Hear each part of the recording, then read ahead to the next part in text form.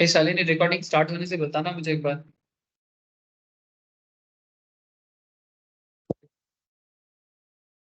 Started. Yes sir, हो गया। Okay sir, thank you. Good morning nil.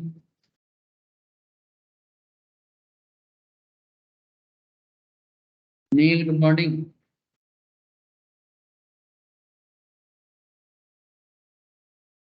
Good morning sir. Okay sir. Okay, good morning to all of you sir. All of you. अच्छा देखो, income tax में आज हम लोग ना clubbing of income से थोड़ा सा बाहर निकलेंगे, क्योंकि क्लबिंग ऑफ इनकम में मैंने लास्ट कोर्स क्लास में काफी डिस्कशन किया सर आपके, है ना। तो आज एक न्यू टॉपिक में डिस्कशन करूंगा। तो टॉपिक का नाम क्या है? तो टॉपिक का नाम है set off and carry forward of losses. Sum and carry forward of losses मतलब क्या है, समझाता हूँ। क्या होता है एक्चुअली, इनकम टैक्स जो कंप्लीट इनकम टैक्स कैलकुलेशन जब होता है ना, से फॉर एग्जांपल, जैसे मानो आप लोग टैक्स कंसल्टेंट हो, आपके पास कौन आएगा सर? क्लाइंट ना। टैक्स का प्रॉब्लम नहीं, प्रॉब्लम मैंने बेसिकली टैक्स देना मैंडेटरी है सर, स्टैट्यूटरी लाइबिलिटी है, statutory liability.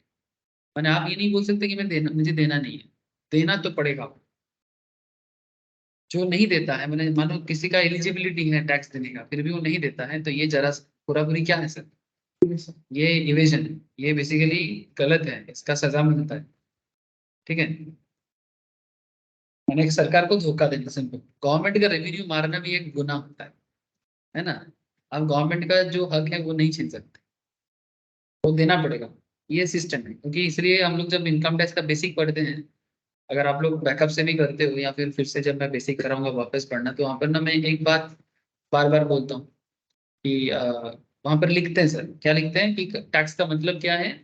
Compulsory exaction of money under any law. Compulsory exaction of money under any law. Exaction करना माने निकालना। ठीक है, जैसे मानो किसी जगह से कुछ चीजों को निकालना, तो सरकार क्या करता है, हमारे ऊपर एक नियम थोप देता है कि भाई आपको करना है, तो उसको तो करना है। देखो सर, गवर्नमेंट थोड़ी ना इनकम करता है, गवर्नमेंट इनकम थोड़ी करता है, गवर्नमेंट इनकम नहीं करता है, गवर्नमेंट देश चलाता है। वो इनकम कर सकता है, उनका कुछ बना हुआ कंपनी है, वहां से जो इनकम होता है वो गवर्नमेंट के नाम पे ही जाता है, बट वो भी एक बिजनेस है। वहां पर भी वो बिजनेस एक अलग एंटिटी के रूप में काम करते हैं, फिर वहां से जो भी प्रॉफिट कमाते हैं वो भी सरकार के घर में जाते हैं, उनका भी टैक्स लायबिलिटी होते हैं। हाँ, वो अलग बात की प्रॉफिट अलग से गवर्नमेंट के घर में जाते हैं, बट इसका संख्या कितना ही, काउंटिंग में बहुत ही कम। लेकिन ये जो नॉर्मल लोग जो भी इनकम करते हैं, अगर उसका इनकम एलिजिबिलिटी, जैसे कि इन सिंपल इनकम टेस्ट कहते हैं कि भाई अगर आपका इनकम 2,50,000 तक है, तो फिर हम उसे एग्जेम्प्ट करेंगे।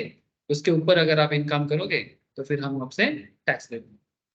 उसमें भी 5 लाख तक अगर आप इनकम करते हो ना, फिर भी गवर्नमेंट के घर में कुछ नहीं देना पड़ता, क्योंकि गवर्नमेंट आपको और भी कुछ सुविधा दिया है। क्योंकि मिडिल क्लास लोगों के ऊपर प्रेशर क्रिएट करना गवर्नमेंट को लग रहा है कि इतना अच्छा नहीं होगा।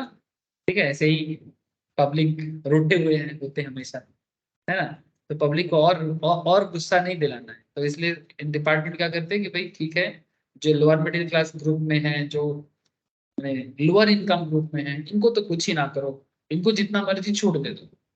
इसलिए 87A का एक रूल्स है ना, जिसमें आपको रिबेट मिल जाता है, एक तो छूट, उसके ऊपर और छूट, 12,500 का रिबेट, फिर टैक्स देना ही नहीं है। 5 लाख तक का इनकम करोगे, ठीक है, अगर कोई आपका, हाँ देखो, सुपर सीनियर के लिए तो 5 लाख तक तो छूट है ही, 80+ के लिए और क्या लोगे भाई, ऐसे ही इतना साल किए, ठीक है। और 60 से 80 के लिए 3 लाख तक का छूट है। लेकिन नॉर्मल लोग, अगर कोई बिलो 60 भी है, उनका इनकम अगर 5 लाख तक भी जाता है, तो भी अगर प्रॉपरली, अगर मानो कोई कैपिटल गेन प्रॉपरली ऐसा कुछ है नहीं, या फिर अगर कोई लॉटरी वाला इनकम नहीं है, सिर्फ नॉर्मल कोई सैलरी कमाया है, हाउस प्रॉपर्टी से इनकम किया है, पीजीबीपी करके बिजनेस करके, प्रोफेशन बिजनेस एंड प्रोफेशन करके इनकम किया है, तो आपको 5 लाख, नो इशू, उसमें भी उसको छूट मिल जाएगी। ऐसा प्रोविजन है, वो आराम से उसको मिल जाता है up to 5 lakh.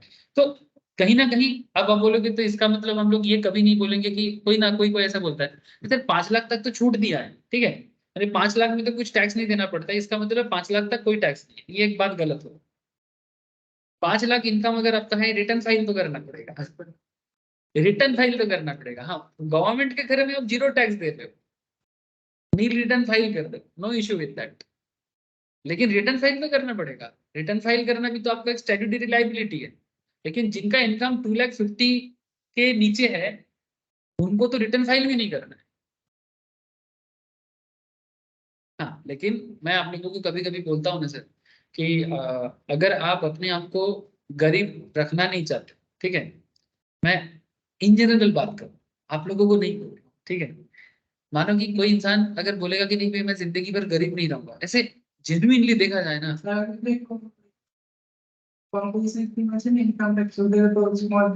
Small business का, हाँ, उनका भी मैंडेटरी नहीं होता है।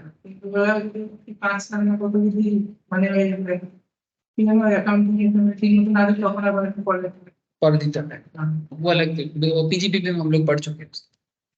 तो बेसिकली मैं ये कह रहा हूँ कि कई बार मैं सजेस्ट करता हूँ, नॉट जस्ट मी, कोई भी कॉमर्स के जो भी एडुकेटर्स है वो आपको सजेस्ट करेगा कि सपोज आज आप एक स्टूडेंट हो, ठीक है, आपका फैमिली कंडीशन कुछ भी हो, डजेंट मैटर, हो सकता है आप करोड़पति पापा का बेटा हो सकता है कि आप लाखपति पापा माँ का बेटा हो, बेटी हो, या फिर हो सकता है कि आपका माँ पापा बहुत मेहनत करके आपको पढ़ाया रहा है, ठीक है, हजारपति हैं, डेली 500-200 कमाते हैं, आपका गुजारा करते हैं, कुछ भी हो सकता है। लेकिन अब जो गरीब फैमिली से हैं, उनको लगेगा कि भाई वो गरीब जिंदगी भर नहीं रहेगा, उसका स्टेटस बढ़ता है। जो करोड़पति है वो अपना स्टेटस को मेंटेन करता है, ठीक है, उसको मेंटेन करने में चिंता है। जो हजारपति है वो अपने आप को लाखपति करोड़पति देखना चाहता है। तो इसके लिए एक बड़ा अच्छा सा एक टेक्निक है कि अगर आप, जब आपका इनकम 2.5 लाख के नीचे है तो भी आप इनकम टैक्स देना, माने मैंडेटरी तो नहीं है, बट ऑप्शनल है कि आप रिटर्न फाइल करो, अपना एक बिजनेस शो करो, तो शो करके उसका बेसिस में आप रिटर्न फाइल करो, गवर्नमेंट के रैडर में आ जाओ। रिटर्न फाइल करने से आपका इनकम टैक्स का एक गवर्नमेंट के साथ एक रेगुलर ट्रांजैक्शन होगा हर साल, भले ही आपको देना कुछ नहीं, लेकिन वो रिटर्न फाइल करने के लिए जो रिटर्न फाइल करेगा उसका एक चार्जेस तो वो देना पड़ेगा। लेकिन इसमें क्या होगा, आप रैडर में आ जाओगे, इन फ्यूचर में जब अचानक से आपको कहीं पर, मानो आपको अचानक से लोन का जरूरत पड़ जाता है, you need a loan to run a business, अब अचानक से लोन कौन देगा आपको? जैसे मानो अगर आपको कोई जॉब नहीं है, जॉब अगर है भी ना तो भी बोलेगा रिटर्न इनकम टैक्स फाइलिंग है, जाओ सीएस इनकम टैक्स फाइलिंग का डेटा निकाल के लाओ। अब 3 साल का मांगता है, कहाँ से लाओगे 3 साल का इनकम टैक्स रिटर्न फाइलिंग तुरंत?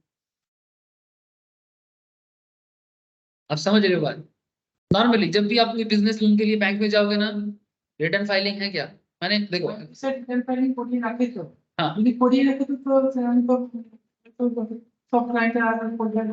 हाँ, अगर करा के रखता है तब तो ठीक है, तब कोई दिक्कत नहीं।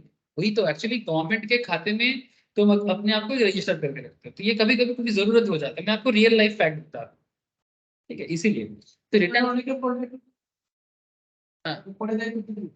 हाँ ঘুরে দেয়, এবার অনেকে কি করে না, অত কিছু মানে बेसिकली मैक्सिमम लोग क्या है ना हमारे समाज में इतना कौन करेगा भाई, कौन बोलता है कि इनकम टैक्स रिटर्न फाइल कर, ज्यादातर लोग तो इग्नोर ही करता है। बट मैं आप लोगों को यही चीज बता रहा हूँ कि इनकम टैक्स के बारे में जानकारी होना जरूरी है लोगों के अंदर, सबके अंदर, नॉट जस्ट कि सीए में जैसे आप लोग जैसे लोगों के लिए नहीं, हर किसी को जानना। नहीं तो सिर्फ मेरे और आपके अंदर ही नॉलेज, ज्यादातर केस में क्या है, chartered fraternity, CMA fraternity, CS fraternity, और जो लॉयर फैटर्निटी होते हैं उनको भी टैक्स फाइलिंग का काम वो भी करते हैं। तो यही लोग नॉर्मली जानते हैं, और इन्हीं के अंदर, और जो जिनको बेसिकली बड़ा बिजनेस है वो आके बोलते हैं मेरा रिटर्न फाइल करना है। हमारे देश में भी कॉन्सियसनेस बहुत खराब है, लोगों को पता ही नहीं है कि इनकम टैक्स बोल के कोई चीज है, इनकम बहुत करते हैं, ऐसे बहुत लोग हैं, ইনকাম ট্যাক্স সেটাই জানি, দেশ কি করে চলে, কোথা থেকে টাকা আসে। হ্যাঁ, আমার বাড়ির সামনে রাস্তাটা খারাপ, এটাই আমার কাছে বড়, मेरे घर के सामने रोड खराब है, मेरे हॉस्पिटल में बेड नहीं है, मैं वो देख रहा हूँ कि, लेकिन उसका पैसा कहाँ से आएगा, गवर्नमेंट कैसे रन करेगा, ज्यादातर लोगों को ये सब चीजों की चिंता ही कहाँ है। छोड़ो सर, हम लोग जो न्यू टॉपिक में डिस्कस करेंगे उसके बारे में चलो बात करते हैं, नहीं तो सिर्फ सामाजिक नॉलेज में ही दिमाग खराब हो जाए।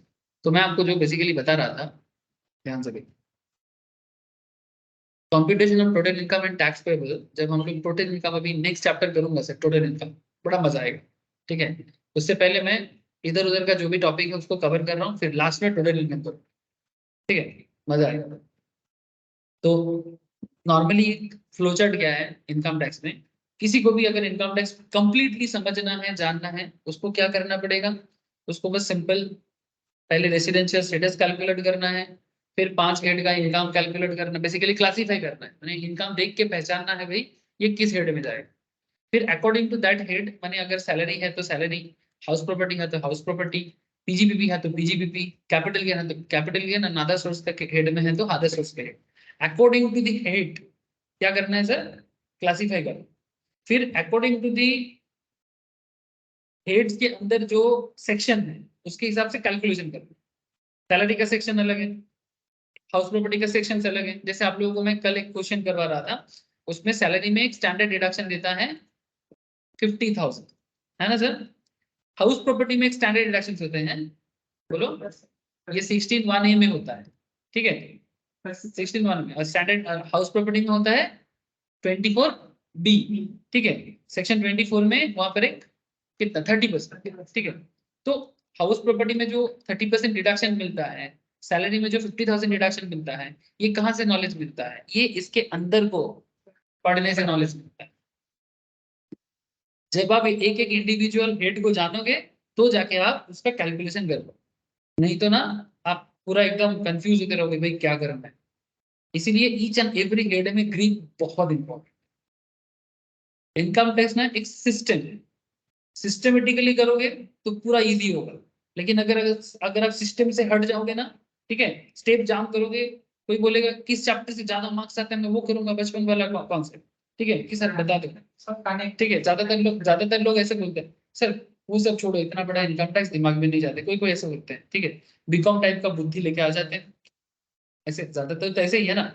मैं आप लोगों को छोटा नहीं कर रहा हूँ, बीकॉम को भी छोटा नहीं कर रहा हूँ, मैं आपको ट्रेंड बता रहा हूँ। सर बीकॉम में ना हम लोग ना इतना नहीं पढ़ते थे, हमें पता था पीजीबीपी से एक क्वेश्चन आएगा, ठीक है, एक पीजीबीपी का क्वेश्चन करेंगे हमें 15 मार्क्स मिलेगा, ठीक है। अब एक पीजीबीपी का क्वेश्चन करवा दो, ठीक है, और आप ना एक टोटल इनकम का क्वेश्चन करो 15 15 30, ठीक है, 15 15 30 हो जाएगा, और शॉर्ट क्वेश्चन हम लोग देख लेंगे सर वो ऑप्शन, तो सजेशन दे दो शॉर्ट क्वेश्चन का कुछ लिस्ट दे दो, हम उसको देख के करके आ जाएंगे। लेकिन प्रोफेशनल वर्ल्ड अगर ऐसा चलता तो फिर रास्ते में आपको हर गली गली में चार्टर्ड अकाउंटेंट कॉस्ट अकाउंटेंट दिख जाए। यहाँ पर खेल अलग है, यहाँ पर जब तक अब उस दिन एक गार्जियन मिला था सर, तो आए थे बात करने के लिए, तो बोलते हैं कि क्या ये जो सीएस में जो लोग पास नहीं करते हैं, ठीक है, पासिंग परसेंटेज इतना लो है, क्या ये लोग जानबूझ के करते हैं फेल, मैंने फेल कराता है क्या इंस्टीट्यूट, ठीक है, गार्जियन का क्वेश्चन है मेरे को, ठीक है। तो आप लोगों को क्या लगता है जानबूझ के कराता है? तो मैं गार्जियन को एग्जैक्टली एक बहुत अच्छा पॉइंट किया, मैं बोली देखिए, देखो हर गार्जियन रेस्पेक्टेड है नो डाउट, लेकिन गार्जियन को भी एक चीज समझना चाहिए कि जो बच्चा बीकॉम करके आ रहा है, ठीक है, मैंने कोई भी डिग्री लेके आ रहा है कॉमर्स करके जो भी, अगर उसका পুরো পুরো একদম ডিটেইলসে সব ডিটেইলস সেকশন থেকে শুরু করে एग्जाम তাদেরকে कैसे फेल करा सर, कैसे फेल करे? प्रॉब्लम यही है कि अगर 100 स्टूडेंट एग्जाम देने जा रहे हैं ना, तो उसमें से एक्चुअल में 80 स्टूडेंट्स या 80 to 90% स्टूडेंट, उनका ना वही बीकॉम वाला एटीट्यूड चल रहा है, वो डिटेल्स पढ़ना ही नहीं चाहते, वो डिटेल्स पढ़ना ही नहीं चाहता, क्योंकि उसका आदत पे जो बना हुआ है, वो बोलते हैं ना रग रग में, रग रग में तू रग रग में सजेशन घुस गया। एग्जाम से पहले 1 महीना पढ़ना है, उसके बाद साल भर घूमना है, कभी मामा बाड़ी कभी मौसी बाड़ी, ठीक है, कभी कश्मीर ट्रिप, आजकल तो मामा मौसी बाड़ी कोई जाता नहीं है उस हिसाब से, आजकल सिर्फ ट्रिप होता है, long long long long trip में चलेंगे, सेल्फी करेंगे, ठीक है, नहीं ठीक है मजा करना चाहिए, I am not against that, but अगर आपको एक लाइफ बनाना है ना, एक करियर बनाना है, तो थोड़ा थोड़ा इस सब चीजों को थोड़ा सा तो कुछ सालों के लिए तो तुमको इग्नोर करना पड़ेगा सर। कुछ साल इग्नोर करोगे तो जाके आगे जाके एक रेस्पेक्टेड लाइफ मिलेगा जो जरूरी है। अभी मौज करोगे बाद में पछताओगे, क्योंकि बाद में मौज करने का मौका भी मिलेगा ना तो मौज करने का मन नहीं करेगा, पीयर प्रेशर होगा, देखोगे सब आगे निकल रहे हैं हम पीछे रह गए। क्योंकि हम तब भी सेल्फी खींच रहे थे ना, जब मैं सेल्फी खींच, दोस्त है वो सेल्फी नहीं खींच रहा था, तो घर पे बैठ के अपना प्रिपरेशन दे रहा था। अब जब वो सेल्फी खींचेगा ना, तब और तुमको सेल्फी खींचने का मन भी नहीं करेगा, टाइम तुम्हारे पास बहुत रहेगा, टाइम बहुत रहेगा, वो तुमको बुलाएगा भाई हाँ एक सेल्फी लेते हैं, नहीं नहीं भाई तू कर दे। तो प्लीज अपना जो ये इम्पोर्टेंट टाइम मिला है ना सर, बर्बाद मत कर। ये तो सीरियसली पछताओगे, और वो पछतावा मैंने कोई दवाई नहीं। दुनिया का मैंने इंडिया का टॉप से टॉप डॉक्टर दिखा लेना, साइक्रेटिस्ट दिखा लेना, ठीक है, वो दवाई कोई नहीं दे पाएगा। हाँ, कोई स्पिरिचुअल गुरु के पास जाओगे सच का ओरिजिनल, तो शायद तुम्हारा मन को शांत कर सकता है। Nothing more than that. वो बस बोलेगा बेटा मोह माया है सब, छोड़ के आ जा, मेरे साथ लग जा, ठीक है, जंगल में साधना कर। अलग बात है सर, बट अगर ये मटेरियलिस्टिक सांसारिक जीवन में रहना है, करना है सर, कुछ नहीं कर सकते। साधु बनना भी इतना आसान नहीं, ओरिजिनल साधु नहीं, ढोंगी साधु नहीं। पोशाक पहनने से कोई साधु नहीं बन जाता। अच्छा, तो क्वेश्चन यही है sir, salary, house property, PGBP, capital gain, other source, each and every head में पूरा ग्रिड मस्ट, ठीक है। इसके बाद सिचुएशंस में क्या आता है सर, क्लबिंग प्रोविजंस, ठीक है, जो हम लोग अभी अभी कवर करके आए हैं सर। लास्ट 3 क्लास हम लोग क्लबिंग के बारे में, उसका प्रोविजंस के बारे में, इवन कल तो क्वेश्चन आंसर भी बढ़िया, एक होमवर्क भी था, आप लोग शायद सॉल्व करके लेके आए नहीं। যারা ইন্ডিভিজুয়াল পার্টনারশিপ প্রপার্টি দিতে পারে উইদাউট অ্যাডিকুয়েট কনসিডারেশন, কিন্তু মেটাতে পারে আমি ডিসকাस करो, ই লার্নিং और डॉटर लास्ट डिस्कस करो, ठीक है। होमवर्क जो था किसी किसी ने ट्राई किया है, मैं डिस्कस करूंगा सर। अच्छा, एक सेकेंड, लेकिन इनकम टैक्स का जो अनदर डिस्कशन है, दैट इज क्लबिंग प्रोविजंस के बाद set off carry forward, set off losses as per the provisions of the act, ठीक है। Set off carry forward, set off losses as per the provisions of the act, मैंने income tax के हिसाब से आपको कुछ set off and carry forward करने का मौका मिलता है। कैरी फॉरवर्ड किस चीज का, लॉस का। मैंने बेसिकली हम लोग एक चीज लॉस का कैरी फॉरवर्ड का क्यों बोल रहे हैं सर, नॉर्मली सब्जेक्ट का नाम क्या है, इनकम टैक्स। इनकम टैक्स माने इनकम के ऊपर टैक्स है, लॉस के ऊपर टैक्स नहीं। लॉस के ऊपर तो उल्टा टैक्स कम हो जाता है। अगर अब लॉस होगा तो थोड़ी ना गवर्नमेंट आपसे टैक्स मांगेगा। मैंने एक तो जल गए हैं, ऊपर से नमक छिड़कोगे, यानी जले पे नमक अगर कोई बोलेगा नहीं नहीं तुम लॉस करो लाभ करो, हमको तो इतना चाहिए, ठीक है। तो जो बंदा ऑलरेडी लॉस में चल रहा है, अब उस पे अगर सरकार बोलेगा भाई हमको और टैक्स दो, हाँ, तो ये तो एक तो जला हुआ, ऊपर से नमक, फिर वो तो बंदा मर ही जाए। लेकिन और गवर्नमेंट क्या बोलते हैं, ठीक है अगर एक ही साथ में सारा लॉस को तो डिडक्ट करोगे तब तो माइनस चलता जाएगा, तो लॉस को भी राइट ऑफ करने का कुछ टेक्निक है, ठीक है, कि कितना साल तक तुम उसका एडजस्ट कर सकते हो। ये सब चीज हम लोग इस टॉपिक में पढ़े। और सेट ऑफ का मतलब है कि किसके लॉस के साथ किसकी इनकम को एडजस्ट किया जा सकता है। मानो कि आपका अलग अलग सोर्स है, आप सैलरी कमाते हो, हाउस प्रॉपर्टी से आपका रेंट मिलता है, बीजीपी से है, तो किसके साथ किसका एडजस्ट हो सकता है, इसका भी नियम एकदम सेट करके दिया, ठीक है। ठीक है, अरे चलो इन लोगों को थोड़ा पूछते हैं कौन कौन है। नील, शालिनी, प्रिया, हे बुझते পারছিস তোরা, একটু বলবি আমাকে। हाँ सर, समझ में आ रहा है, यस और no. Yes sir. Okay sir, thank you sir. अच्छा देखो, तो पहले थोड़ा सा सिंप्लीफाइड वे में देख लेते हैं फटाफट, उसके बाद लेंदी वे में देखेंगे। Set off carry forward and set off losses, इसमें ना कुछ एडजस्टमेंट का टाइप्स है। कैसे टाइप्स है, एक होता है इंटर हेड, एक होता है इंट्रा हेड, ठीक है। जैसे कि कितना हेड है सर, 5। इनकम टैक्स का कितना माथा, 5 माथा। रावण का कितना, 10, ठीक है। रावण का স্পেসিফিক সেকশনের সাথে হবে ইন্টারনাল সব করে তখন। हाँ, इंटर हेड का मतलब है कि जब अलग अलग हेड के साथ एडजस्ट होगा, जैसे हम लोग जीएसटी में नहीं पढ़ते इंटर स्टेट और इंट्रा स्टेट, जब एक ही स्टेट के अंदर हो तो इंट्रा, है ना। तो यहाँ पर हेड का मतलब जब एक ही हेड के अंदर हो, जैसे मानो कैपिटल गेन, कैपिटल गेन का 2 टाइप्स है ना मेनली, एक शॉर्ट टर्म और एक लॉन्ग टर्म। तो शॉर्ट टर्म के साथ जब हम लोग लॉन्ग टर्म को एडजस्ट करेंगे तो मेन हेड तो वही है ना, कैपिटल गेन। तो कैपिटल गेन के अंदर एक शॉर्ट टर्म हो गया, एक लॉन्ग टर्म हो गया, तो इसको बोलेंगे इंट्रा हेड एडजस्टमेंट, ठीक है, सब डेफिनेटली अपना टाइम ठीक है। और जब हम लोग अलग अलग हेड पे एडजस्ट करेंगे, मानो सैलरी के साथ हाउस प्रॉपर्टी लॉस पे एडजस्ट करेंगे, तो हो गया इंटर। तो यहाँ पर एक्चुअली वही जानना है सर कि किसके हेड के साथ किसके हेड को एडजस्ट किया जा सकता है, कितना लिमिट तक। अनलिमिटेड एडजस्टमेंट नहीं होता है, सेट ऑफ करने का अनलिमिटेड नहीं है, एक सर्टेन परसेंटेज होता है किसी किसी केस में, वो थोड़ा देंगे। तो यहाँ पर क्या बता रहे sir, intrasource set off losses under the same head of income, ठीक है, and inter head adjustment also is there, ठीक है। अब सोर्स का भी अलग एडजस्टमेंट हो सकता है, हेड का भी हो सकता है। जैसे इसमें कुछ एक्सेप्शंस भी दिए, जैसे लॉस फ्रॉम स्पेकुलेटिव बिजनेस, ध्यान से सुनना। स्पेकुलेशन बिजनेस माने मानो जैसे मानो लॉटरी इनकम, ठीक है, horse race income, crossword puzzle income, वो सब स्पेकुलेशन बिजनेस है, ठीक है। तो बोलते हैं loss from speculative business and long term capital loss, ठीक है, लॉन्ग टर्म कैपिटल लॉस और loss from specified business section 3580 पीजीबीबी याद है सर 3580। गवर्नमेंट कोई स्पेसिफाइड बिजनेस बोल देते हैं, लाइक गोडाउन बनाना, ठीक है, लाइक 3 स्टार से ज्यादा होटल ओपन करना, 2 स्टार से ज्यादा होटल करना, ठीक है। तो कुछ स्पेसिफाइड बिजनेस में भी अगर आप लॉस करते हो, उसका एडजस्टमेंट सिर्फ और सिर्फ उसी के साथ हो सकता है। तो loss from activity of owning and maintaining resorts, ये जो भी लॉसेस है ना, स्पेकुलेशन बिजनेस का लॉस, लॉन्ग टर्म कैपिटल का लॉस, स्पेसिफाइड बिजनेस का लॉस 3580 में, ठीक है, एंड हॉर्स रेस का जो मेंटेनिंग करने का जो बिजनेस है उसमें लॉस, ये सब बिजनेस का जो लॉस है ना, वो सिर्फ अपने साथ ही एडजस्ट करते हैं, किसी और के साथ एडजस्ट नहीं कर सकते, ठीक है। अब आगे आगे और भी समझाता हूँ सर। तो इंटरसोर्स सेटअप ऑफ लॉस पॉसिबल है, पर इंटरसोर्स में कुछ एक्सेप्शंस।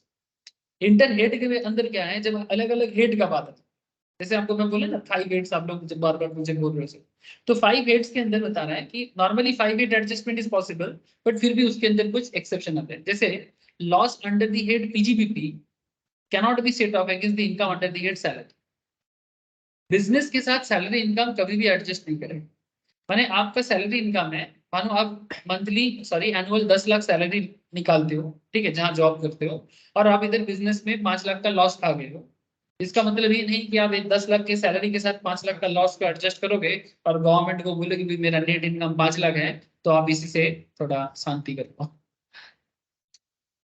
ठीक है। तो सैलरी हेड के साथ बिजनेस हेड का लॉस एडजस्ट नहीं करेगा, ठीक है, बिजनेस के साथ सैलरी का। हाँ सर, सिंपल बात है, देखो कारण इसका, इसके पीछे का कारण अगर समझना है रिसर्च, बेसिकली गवर्नमेंट ये रूल क्यों बना, तो यही बेसिकली पूछना चाहता है। ये बहुत ही टफ क्वेश्चन है, गवर्नमेंट ये रूल क्यों बनाया है, इसका जवाब देने के लिए आपको गवर्नमेंट का माइंड सेटअप समझना पड़ेगा और इकोनॉमी का सिस्टम को समझना पड़ेगा।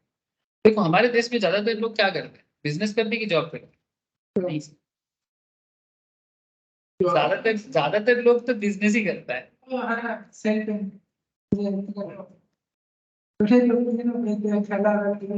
छोटा मोटा हमारे का नहीं, बिजनेस ही ज्यादा करते हैं, कितना ही लोग जॉब करते हैं।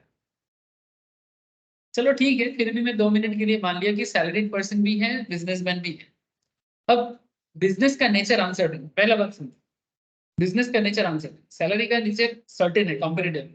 हाँ जॉब जा सकता है, लेकिन एक जॉब जाएगा तो दूसरा जॉब मिलेगा, है ना, कुछ तो मिल ही जाएगा, शायद आपकी पसंद का ना हो, बट मिल तो जाएगा, ठीक है। झाड़ू लगाने का मिला था ना, बाद में जब गए बोले झाड़ू लगाने का नहीं मिला, धोने का मिल रहा है, तो ठीक है, कुछ तो मिल जाएगा सर। हम लोगों को ऐसा ऐसा बात नहीं, आप लोगों को नहीं बोल रहा, मैं खुद को बोल रहा हूँ, ठीक है। आप लोगों को क्यों बोलूंगा सर, आप लोग सब बॉस हो, ठीक है। पॉइंट क्या है कि अब मानो कि सैलरी का नेचर एक सर्टेन है कि मैं काम करूंगा मुझे मिलेगा, बिजनेस का नेचर अनसर्टेन है। अब तुम बोलो एक सर्टेन चीज के साथ अनसर्टेन चीज का एडजस्टमेंट कैसे कर सकते हैं,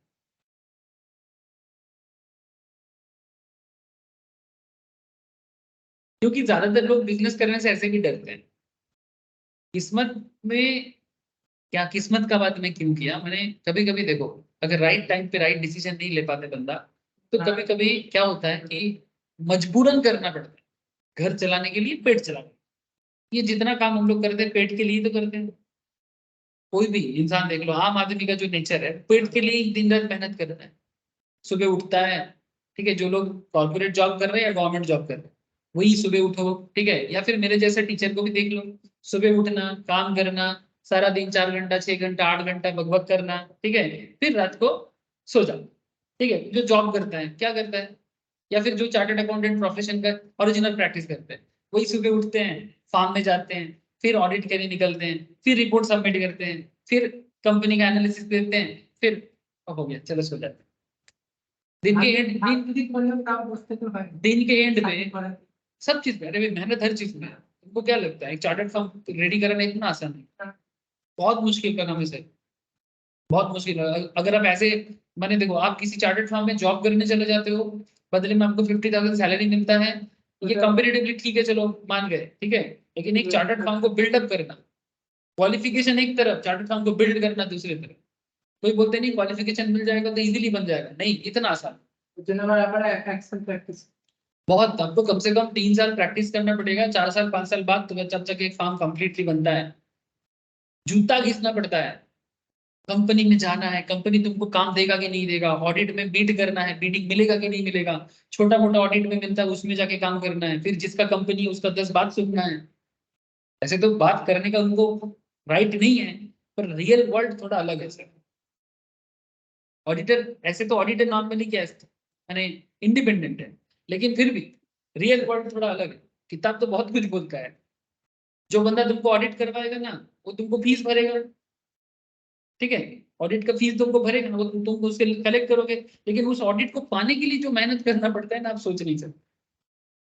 एक कंपनी मानो अकाउंट उसका मेंटेन करना है, तुम चार्टर्ड फॉर्म चलाते हो, ठीक है।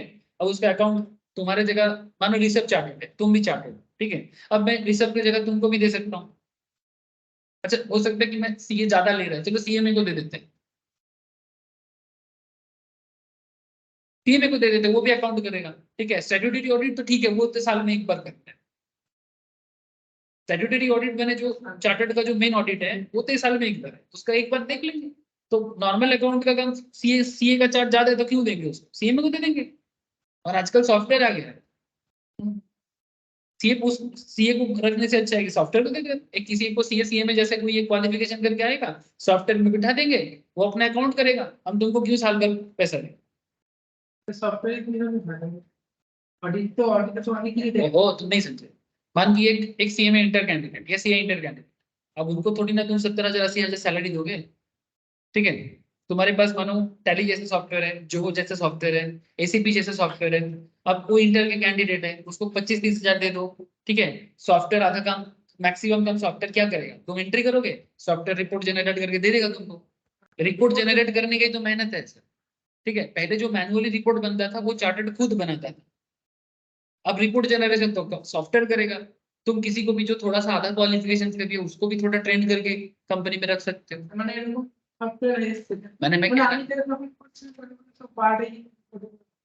सर अलग अलग कंपनी अलग अलग कर रहे हैं, अभी भी ये सब मार्केट वो अलग चीज है, मैं बाद में बात करूंगा, ठीक है।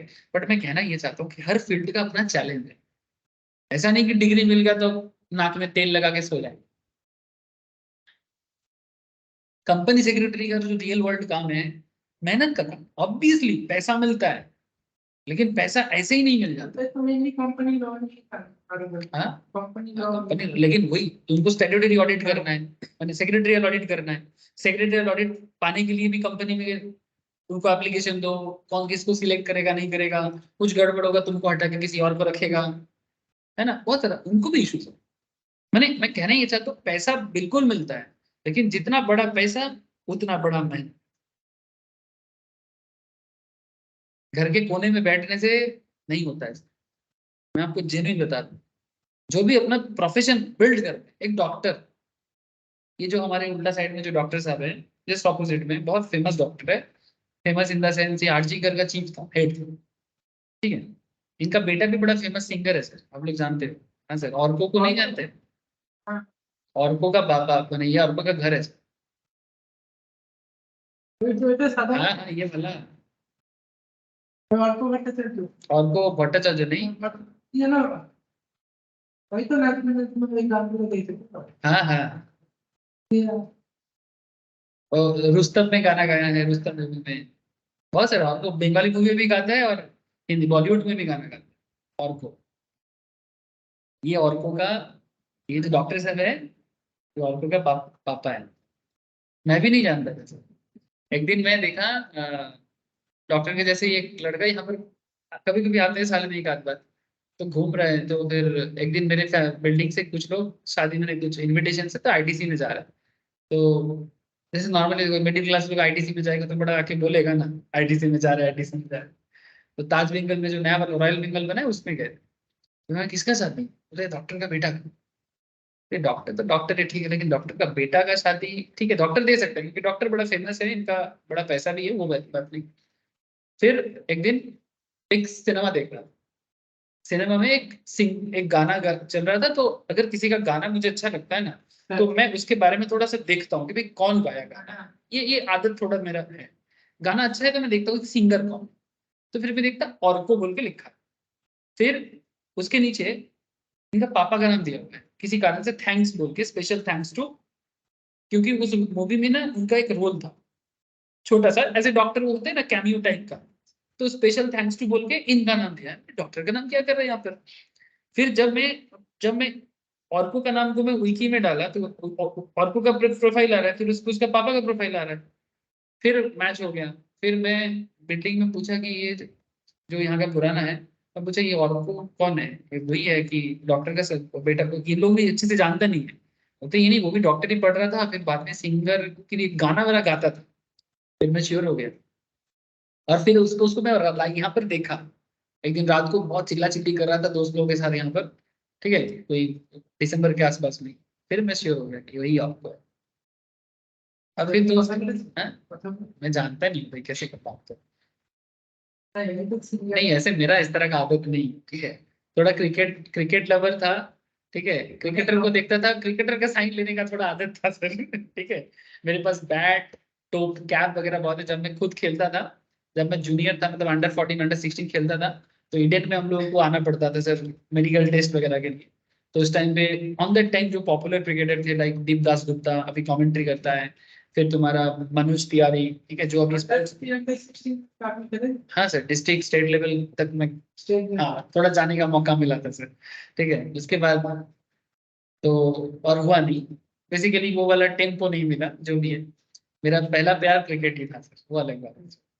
और उसके लिए मैं काफी हद तक कोशिश किया था, लेकिन एक सर्टेन लेवल तक, मैंने काफी हद तक नहीं बोलना चाहिए, मैंने क्या बोलूंगा सर, मैंने प्रॉपर गाइडेंस नहीं मिला। फिर छोटा गांव से थे, विलेज एरिया से, तो उतना कोई बोलने वाला नहीं था कि भाई यहाँ चल खेल, इस तरह से होगा उस तरह से होगा, कहाँ जाना है। डिमोटिवेशन ही ज्यादा मिला है। फिर खुद ही इंटरेस्ट चला गया भाई ये सब करके, ये सब करके कुछ होगा नहीं। नहीं तो वेस्ट बंगाल में जितना डिस्ट्रिक्ट है उसमें से, मानो जैसे वेस्ट मिदनापुर डिस्ट्रिक्ट, उसमें मानो करीब जितना स्कूल है सभी स्कूल से लड़का आता है जो खेलता है। तो उसमें कम से कम मानो 1000 1,500 लड़का है, उसमें से 11 चूज होता है, ठीक है। तो 1,500 में से 11 बना था, ठीक है, ठीक है। फिर उसके बाद वो अंडर 14 में भी सेम टू सेम, फिर अंडर 16 में भी। फिर अंडर 16 में हम लोगों का मैच हुआ था सर, 2 बार हम लोग चैंपियन बने वेस्ट मिदनापुर डिस्ट्रिक्ट। तब झारखंड नहीं बना था, वेस्ट मिदनापुर डिस्ट्रिक्ट। बॉलका में हम लोग का मैच होता था, नागतला में ग्राउंड था गवर्नमेंट का, सीएबी का। सीएबी ग्राउंड जहां जहां है वहां पर मैच होता था। कोल्हानी में सीएबी ग्राउंड है, वहां मैच होता था। तो हम लोग 2 बार चैंपियन हुए लगातार, वो 2 चैंपियन ग्रुप का मैं मेंबर लगातार। मैंने वेस्ट मिदनापुर डिस्ट्रिक्ट चैंपियन पूरा वेस्ट बंगाल के 2002 2003। फिर डिस्ट्रिक्ट में जो लोग अच्छा खेलेगा उसी को स्टेट में अपग्रेडेशन मिलता है कि भाई अभी इन लोगों को स्टेट लेवल के लिए, स्टेट लेवल में भी तुम लोग अलग अलग लेवल है, अंडर 14 अंडर 16 अंडर 19 अंडर 22 इस तरह का होता है।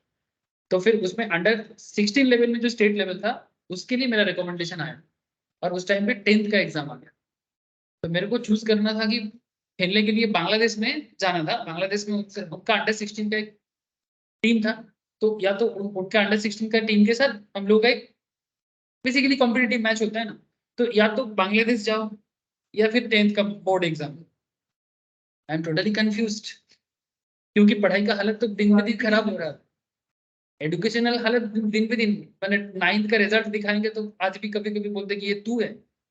मतलब फेल करते करते पास होने जैसा हालत, स्वाभाविक है ना सर, सारा दिन खेल रहे हैं। 2004 में जब धोनी खड़गपुर में खेलता था ना, सेम टाइम पे धोनी तब तो इंडियन टीम के लिए सिलेक्ट हो रहा था। सेम टाइम पे मैं भी खड़गपुर में उसी स्टेडियम में ट्रायल के लिए गया था। तब मैं जानता नहीं था धोनी कौन है, ना तो मैं जानता था ना तो आप लोग जानते थे कि वही धोनी। उसी में से धोनी भी प्रैक्टिस कर बड़े मोस्ट प्रोबेबली देखा सर, बट कैसे पता कि वो धोनी है? हाँ, मैंने अभी देखी थी ना, 2004 सेम टाइम पे मैं भी उसी टाइम पे, मेरा लास्ट खेलने का जो प्रोफेशनल खेलने का था वो 2004 ही था। मैं सामने से नहीं देखी थी। हाँ सीनियर लोग खेलता था वहां पर, धोनी का जो दोस्त लोग है ना उनको मैं जानता था। बाद में मैं खड़गपुर में जब गया था तो मैं बाद में पता चला भाई किस तो मैं धोनी को देखा होगा, लेकिन मैं जानता नहीं कि वो धोनी है। वही तो मैं देखे थे मतलब। ओहो, मैं सीरीज श्योरली कैसे बोल सकता हूँ? ओ जब अच्छा, मैंने खैर सुना। मतलब वो लोग खेल रहे हैं, बड़ा लोग खेल रहे हैं तो हम लोग बच्चे लोग साइड में खड़े नहीं हो जाते अब पता नहीं चली। कि बॉल आ गया, वो बोलते भाई बॉल दे, फिर हम लोग बड़े लोग खेलते थे कि देखते नहीं है। सीनियर लोगों को देखते नहीं बच्चे लोग, तो हम लोग तो अंडर 14 लेवल के हैं तो फिर देखते। तो हो सकता है कि उनमें से धोनी था, हो सकता है, मैं श्योरली नहीं कह सकता। लेकिन एक्चुअली धोनी का मूवी जब निकला था तो उसमें 2004 में धोनी का खड़गपुर में अपीयरेंस दिखा रहा है। 2004 इन खड़गपुर 2004 में मैम को बता रहा था कि मेरा मैम ने मेरा क्रिकेट का सर्टिफिकेट निकाला, ठीक है। फिर बोलते 2004 में तू भी तो खड़गपुर में था। तो फिर मैं बोलते इसका मतलब शायद मैं धोनी को देख, लेकिन मैं जानता नहीं था कि वो धोनी है। मतलब हो सकता है कि एक ही ग्राउंड में वो लोग भी प्रैक्टिस कर रहे हैं, हम लोग भी। आईआईटी का ग्राउंड है खड़गपुर में, टाटा ने बनाया है आईआईटी कैंपस के अंदर। वहां पर अच्छा फैसिलिटीज है, उसके अंदर हम लोग का भी ट्रायल होता था। सारा डिस्ट्रिक्ट सिलेक्ट होके आईआईटी कैंपस के अंदर हम लोग जाते थे। फिर उनमें से मानो 30 लोग जाते थे, उनमें से 11 लोग सिलेक्ट, 14 लोग सिलेक्ट होते थे। तो उसी ग्राउंड में सीनियर लोग भी प्रैक्टिस करते और थे। हमारा अपने पूरे का सब कभी तो वो जितना गवर्नमेंट लेवल में, जूनियर लेवल में, स्टेट लेवल में तो खेले। स्टेट लेवल नहीं, मतलब चांस मिला था लेकिन मैं और वो तो जाना था ना बांग्लादेश, तो मैं पढ़ाई चूज कर लिया सर, और उसके बाद और कम बैक नहीं किया। मैं ये टेलीकास्ट भी नहीं करने के छोटे छोटे मैच देखी, टेलीकास्ट आगे बढ़ो। नहीं उस टाइम पे टेलीकास्ट नहीं होता था। हाँ, एक टेलीकास्ट था सर, पता नहीं उसका मुझे नॉलेज नहीं है। मोहन बागान का टीम है ना सर, कोलकाता में मोहन बागान क्लब क्रिकेट जो Mohan Bagan cricket club and Salt Lake Agragami बुल के क्लब, ठीक है। तो Salt Lake Agragami and Mohan Bagan club के साथ झारग्राम का एक मैच था, ठीक है। तो झारग्राम स्टेडियम में खेला गया था, मैं उस टाइम पे मैं भी मेंबर था। मतलब मेन मोहन बागान क्लब, मैं जैसे कोलकाता में कुछ सिलेक्टर्स है ना बड़े बड़े क्रिकेटर, शंभुराम बनर्जी, प्रणब रॉय, जो लोग जानते हैं, वो लोगों के साथ सामने मैं खेला, इतना मैं आपको बता सकता हूं।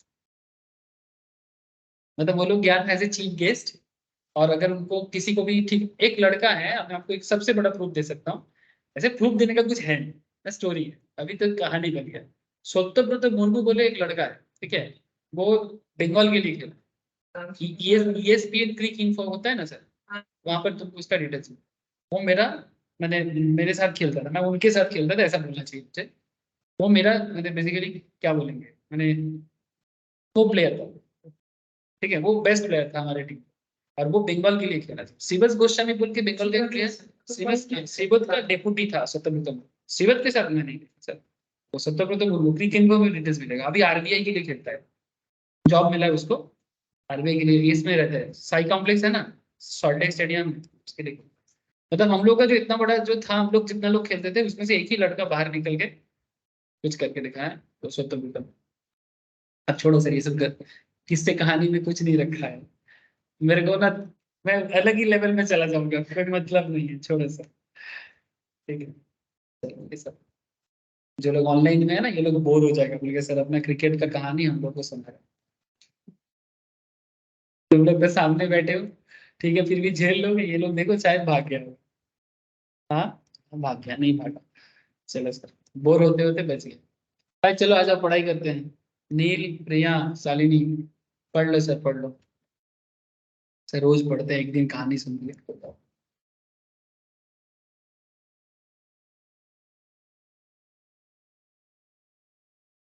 मैम कभी कभी क्या कर लिया, क्रिकेट खेलता, मैं क्रिकेटर को वाइफ बन जाता।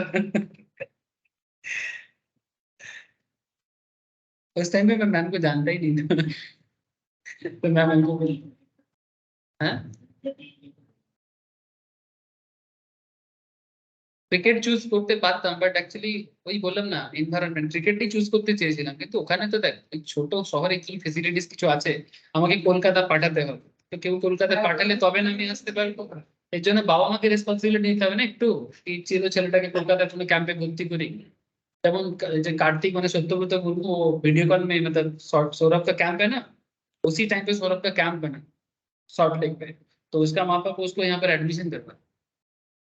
तो मैं भी बोला था कि मेरे फैमिली से किसी का ऐसा कोई, मैं खेलता था, इसी का कोई कुछ नहीं है मेरे घर पे। তারপরে তো অনেক কিছু পলিটিক্স গুলো वो तो है ही सर, वो तो है। लेकिन फिर भी एक बात बोलूंगा कि পড়াশোনা তাও অনেকে কিছু না কিছু করার জন্য লাগে পড়াশোনা। उधर लोग नॉर्मली इसलिए प्रमोट मतलब उतना घर पे भी कोई इतना सपोर्ट नहीं करता।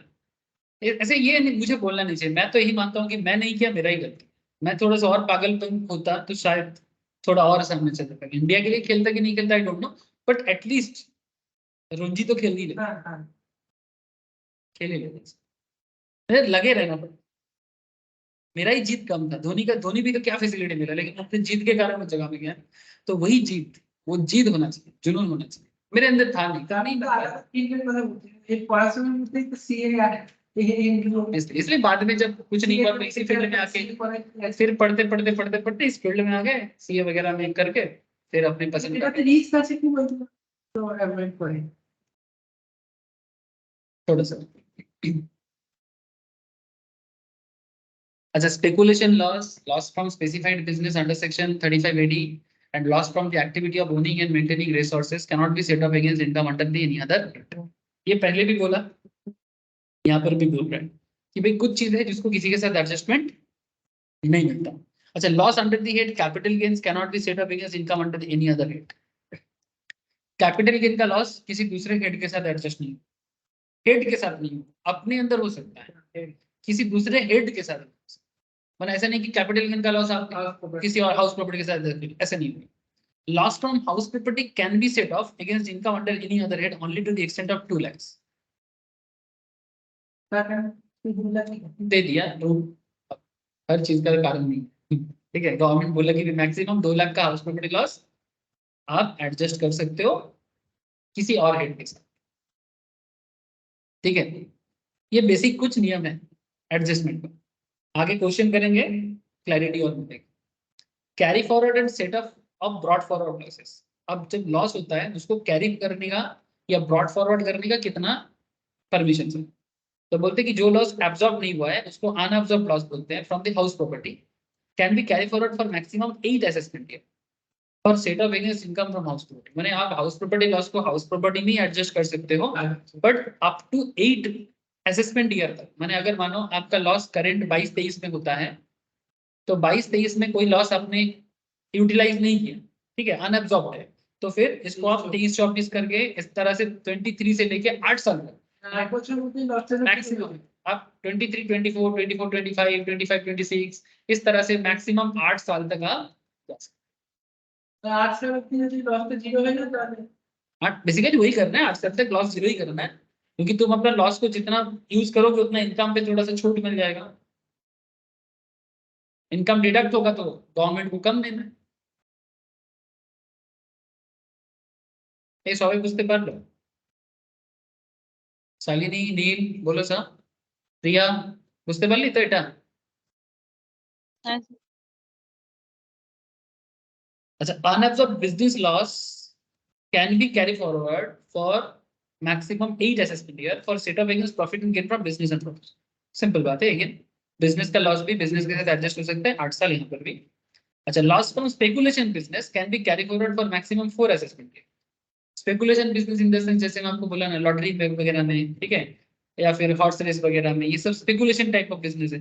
तो जो भी स्पेकुलेटिव बिजनेस है, स्पेकुलेशन का लॉस, इवन शेयर मार्केट को भी इसके अंडर में रखा है, ठीक है।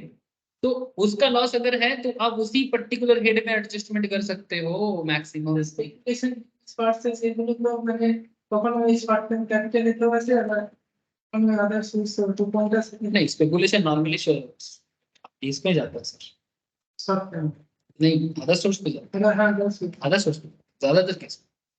कैपिटल गेन होने के लिए तो ऑब्वियसली कैपिटल गेन, जैसे कैपिटल गेन में ऑब्वियसली शेयर मार्केट का जो गेन है वो तो जाता ही है, बट अगर किसी जगह में कुछ बेटिंग वगैरह चल रहा है, नॉर्मली शेयर मार्केट का जो गेन वगैरह है वो कैपिटल गेन नहीं माना जाता। बट मानो ट्रेडिंग हो रहा है, ट्रेडिंग तो एक अलग गुना, अगर ट्रेडिंग आपका बिजनेस नहीं है तो फिर वो स्पेकुलेशन बिजनेस भी सब। মানে তাহলে কি মানে যেখানে দুটো হেড तो कोई मैं नोट नहीं करेगा कि ये क्या लिखा हाँ, अगर तुम उसको बिजनेस हेड में मेंटेन करते हो तो ऑब्वियसली तुम उसके, मतलब से लिखा रहता है ये हाँ वो बोले क्वेश्चन बोले। तो सिंपल बात है sir, loss from speculation business can be carry forward for maximum 4 assessment year for set off against income from speculation business. तो याद रखने से स्पेकुलेशन बिजनेस का एडजस्टमेंट 4 साल तक हो सकता है लॉस का। लॉस फ्रॉम स्पेसिफाइड बिजनेस जो हम लोग पीजीबीपी में पढ़ चुके हैं, जिनका पीजीबीपी नहीं हुआ है वो बाद में करना या फिर बैकअप लेके अभी भी कर सकते हैं। बाई चांस अगर किसी का मिस है या रिवीजन करना चाहते हो तो भूल गए तो कर सकते हैं। 35 एडी में गवर्नमेंट ना कुछ स्पेसिफाइड लेवल ऑफ बिजनेस के बारे में बात करता है, जिसमें गवर्नमेंट बोलते थे कि भाई इस पर्टिकुलर बिजनेस में पैसा लगाओगे तो हम तुमको टैक्स में सुविधा करेंगे, ठीक है। जैसे मानो आप बेसिकली सबसे बेस्ट एग्जांपल माना जाता है जैसे गोडाउन वगैरह बनाना, जैसे मानो क्या बोलते हैं उसको, कोल्ड स्टोरेज डेवलप करना, इस तरह का चीजों में गवर्नमेंट काफी डिटेल्स में बात की। और 35 एडी का पूरा डिस्कशन क्लास में हुआ है, transmission of power. Transmission power generation बहुत सारी चीज। तो 35 एडी क्या कहता है कि स्पेसिफाइड बिजनेस पे अगर आपका लॉस हो रहा है, ठीक है, तो उसमें जो भी लॉस है आप उसी हेड के साथ एडजस्ट करना, लेकिन इसमें आपको कितना दिन का मतलब टाइम मिलेगा, इनडिफिनिट पीरियड। हाँ, इनडेफिनेट पीरियड, कोई साल नहीं बोला, जैसे इसमें 8 साल बोला, इसमें 4 साल बोला, इसमें बोला इनडेफिनेट पीरियड तक आप एडजस्टमेंट कर सकते, ठीक है, मजा ले लो। Long term capital loss can be carry forward for maximum 8 assessment year for set off against long term capital loss. Long term capital gain में जो लॉस होता है, ठीक है, मानो अपने लॉन्ग टर्म के लिए किसी लैंड में इन्वेस्ट किए थे पर वो लॉस हो गया, ऐसे लैंड में इन्वेस्ट करने से लॉस नहीं होता, वो पड़ता है, ठीक है। मानो कोई प्रॉपर्टी में इन्वेस्ट किए थे, हो सकता है, ठीक है, कोई अपनी मानो शेयर में इन्वेस्ट किए थे, लॉस हो गया। किसी भी type of long term capital में आपका लॉस हो गया है, उसको एडजस्ट करना है तो लॉन्ग टर्म के साथ ही करना। एक बात कर दो सर, शॉर्ट टर्म के साथ लॉन्ग टर्म एडजस्ट करता है पर लॉन्ग टर्म के साथ शॉर्ट टर्म एडजस्ट नहीं। शॉर्ट टर्म के साथ लॉन्ग टर्म अरे सिंपल बात है, बड़ा भाई छोटा भाई को एडजस्ट कर लेगा, छोटा भाई बड़ा भाई को एडजस्ट नहीं करेगा,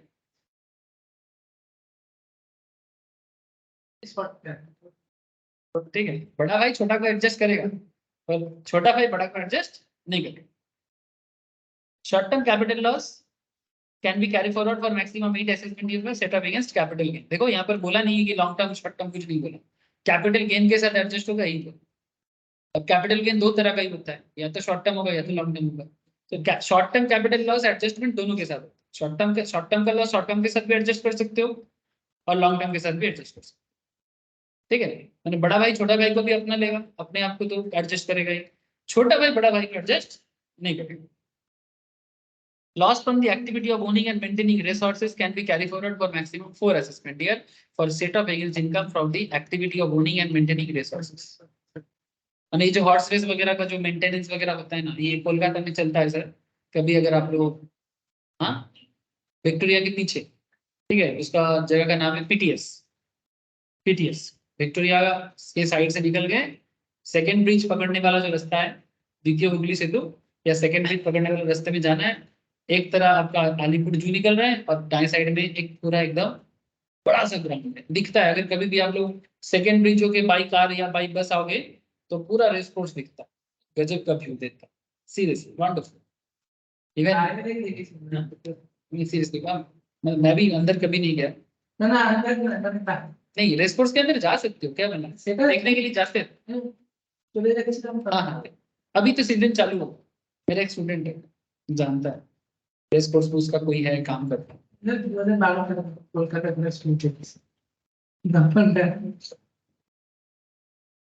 जो भी हो सर, तो ये जो maintenance of horse race and ये सब के लिए जो भी आपका लॉस होगा, आप उसी लॉस को एडजस्ट कर सकते हो 4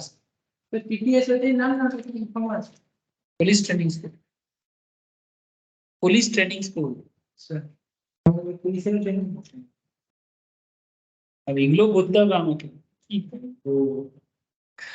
है सर, चलो। তো এখানে এক একটা ওয়ার্ডের মানে আপনি না বলতে আপনি ক্যাপিটাল গেম শর্ট টার্ম ভেবে নিতে হবে, তারপরে দেখছি হ্যাঁ শর্ট টার্ম তো দেখা নেই এখানে। ठीक है सर, हर वर्ड का मतलब है, तभी ये लॉ कहलाता है, ठीक है, टैक्स लॉस। एक छोटा सा वर्ड मिस करोगे मुश्किल में पड़े, ठीक है। इसलिए ना बोलते हैं ना, सक्सेस का कोई शॉर्टकट नहीं है सर। इंसान जो भी सक्सेस पाने के लिए शॉर्टकट ढूंढा है, नहीं मिल सकता। शॉर्टकट में कुछ दिनों का खुशी मिल सकता है, वो परमानेंट नहीं, असंभव।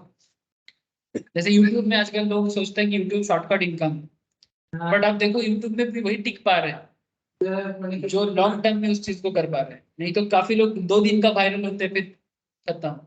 नहीं ठीक है, आपका स्पेशल टैलेंट है, वायरल हो जाओगे, ठीक है, बट वायरल होने से ही नहीं होगा, उसको टिका पाना भी एक बहुत बड़ा चीज है।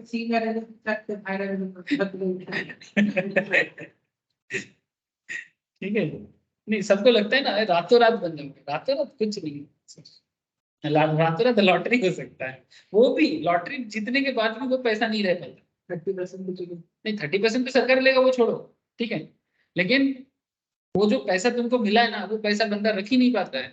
तुमको लगेगा कि वो जिंदगी भर उसको, तुम्हें कुछ दिन बाद वो सारा का सारा पैसा खत्म।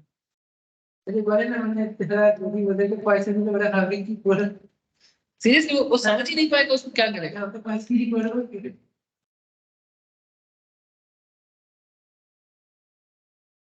प्रॉब्लम का सोल्यूशन मनी नहीं है, प्रॉब्लम का सोल्यूशन मनी का यूटिलाइजेशन है। गरीबों में पैसा बांटने से गरीब आमिर नहीं बन जाएगा, गरीबों में ज्ञान बांटने से, उस पैसे का क्या करना है अगर ये बताने से, तब जाके रियल प्रॉब्लम सॉल्व होगा। महाभारत जानते हो? महाभारत जानते हो? महाभारत में एक कैरेक्टर है जिसको बहुत ज्यादा प्रेज मिलता है, लेकिन फिर भी महाभारत के युद्ध में पांडव छोड़ के बाकी सबको तो मरना पड़ा था, है ना, कौरव में जो भी थे, लेकिन एक ऐसा बंदा था जो कौरव के साइड में थे, लेकिन उसको सब कोई अपना आइडल की तरह मानते हैं, कर्ण। ठीक है, हर कोई कर्ण के बारे में सबके मन में बड़ा दया, वीर, आइडल की तरह, लेकिन कर्ण का दोष क्या था?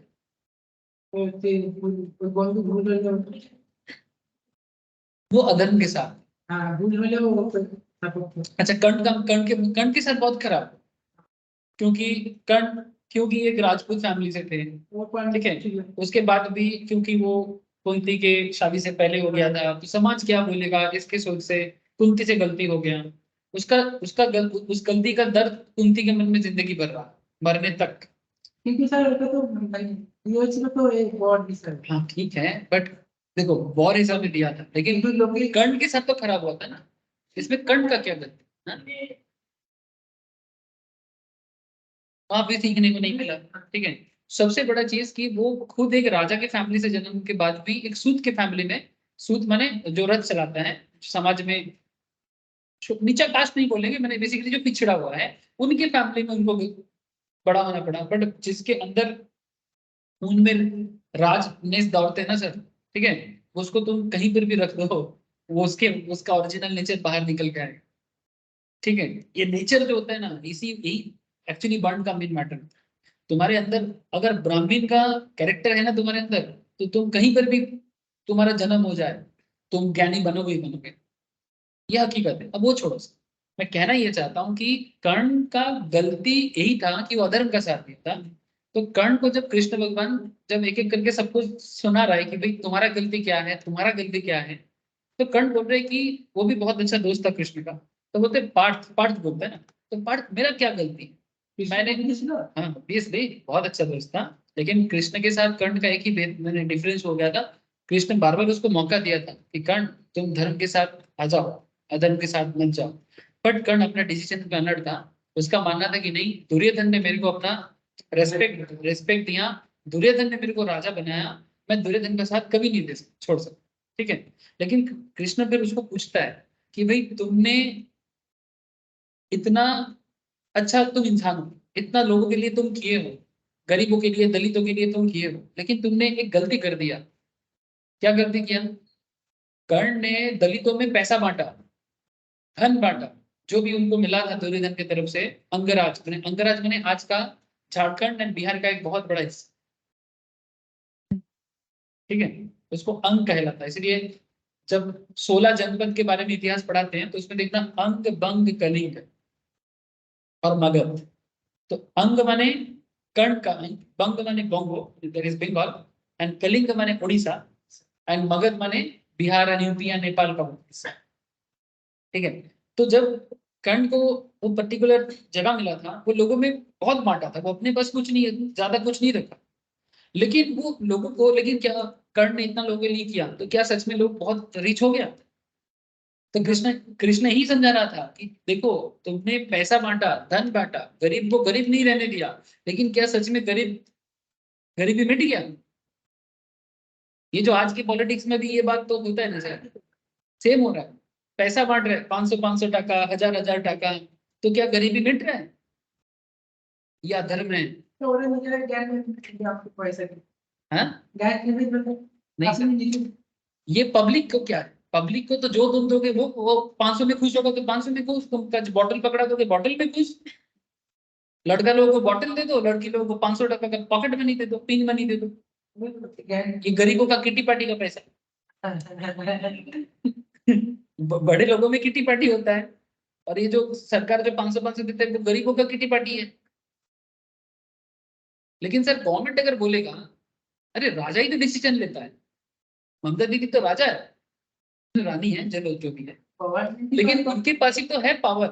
अगर वो बोलेगा कि भाई तुमको पढ़ाई करना है, पढ़ाई करने के लिए मैं तुम्हारे लिए स्कूल बना के देता हूँ, रास्ता बना के देता हूँ, तुम्हारे लिए ट्रांसपोर्टिंग सिस्टम बना के देता हूँ, तुम इस पे फोकस करो, पैसे के चक्कर में, लालच में क्यों पड़ रहे हो? सब शिक्षा की तो ज्ञान ही तुम नहीं समझ, गवर्नमेंट करेगा 5 साल, अगर चुपचाप मानना पड़ेगा। अच्छा, क्या ममता दीदी का सरकार कोई टाल सकता है? अगर सब कुछ ठीक ठाक चलेगा तो पब्लिक को तुम जैसे चलाओगे पब्लिक वैसा चलेगा, तुम डिसीजन में करो। ऐसे होता है वो थोड़ी शिक्षा दिला तो ज्ञान नहीं मिले तो भालो तुम जो बोल रहे हो वो तो मैं समझ गया कि वो ये लोग चाहता नहीं कि लोग शिक्षित हो, तो फिर इन लोगों का इतना 15 साल 20 साल का राजनीति नहीं चलेगा, that's a different part. But मैं एक्चुअली यही बोल रहा हूँ कि कर्ण का भी वही गलती हो गया था, वो धन बांटा था, लोगों को पैसा दिया था, लेकिन वो गरीबों का उत्थान नहीं कर पाया। उत्थान करने के लिए तुमको ज्ञान ही देना पड़ेगा, तभी जाके होगा, तो ये एक अधर्म है। तो ये कृष्ण भगवान कर्ण को समझा रहा है, एक तो तुम दुर्योधन का साथ दे रहे हो, दूसरा तुमने इतना बड़ा राजा होने के बाद भी, तुम गरीबों में इतना कुछ देने के बाद भी गरीब गरीब ही रह गए। तो इसीलिए कभी भी लोगों को लगता है ना पैसा आ जाएगा ना, भाई आजकल लोग बोलते हैं पैसा ही सब कुछ है, पैसा ही सम्मान है, सब कुछ नहीं तो कुछ नहीं है, गलत सोच। हाँ, बात वही है, महाभारत में जो कुछ भी है, एक कहावत है, what ever is in the Mahabharata everything is in the real world. जाकी चुआचे भू भारत है, ताकि चुआचे महाभारत। अरे इसीलिए तो ये सब किताब समय से आगे है, ये लोग समय से आगे हैं, आज से 5000 साल पहले भी ये इतना टाइम से आगे बात कर रहा है ना, कि वो आज भी वैलिड है, 5000 साल बाद भी वैलिड रहेगा, ऐसे कोई महाग्रंथ नहीं होता। गीता के तो आगे बस अरे महाभारत तो गीता का एक हिस्सा है। मैंने गीता के तो तो आगे तो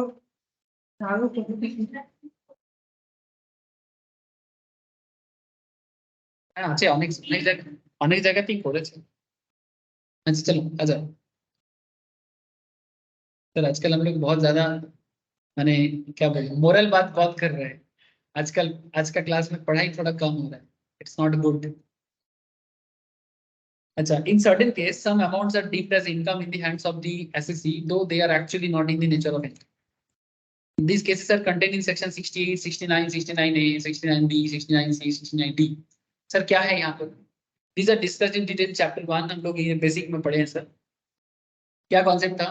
The assessing officer may require the SSC to furnish explanation in such cases.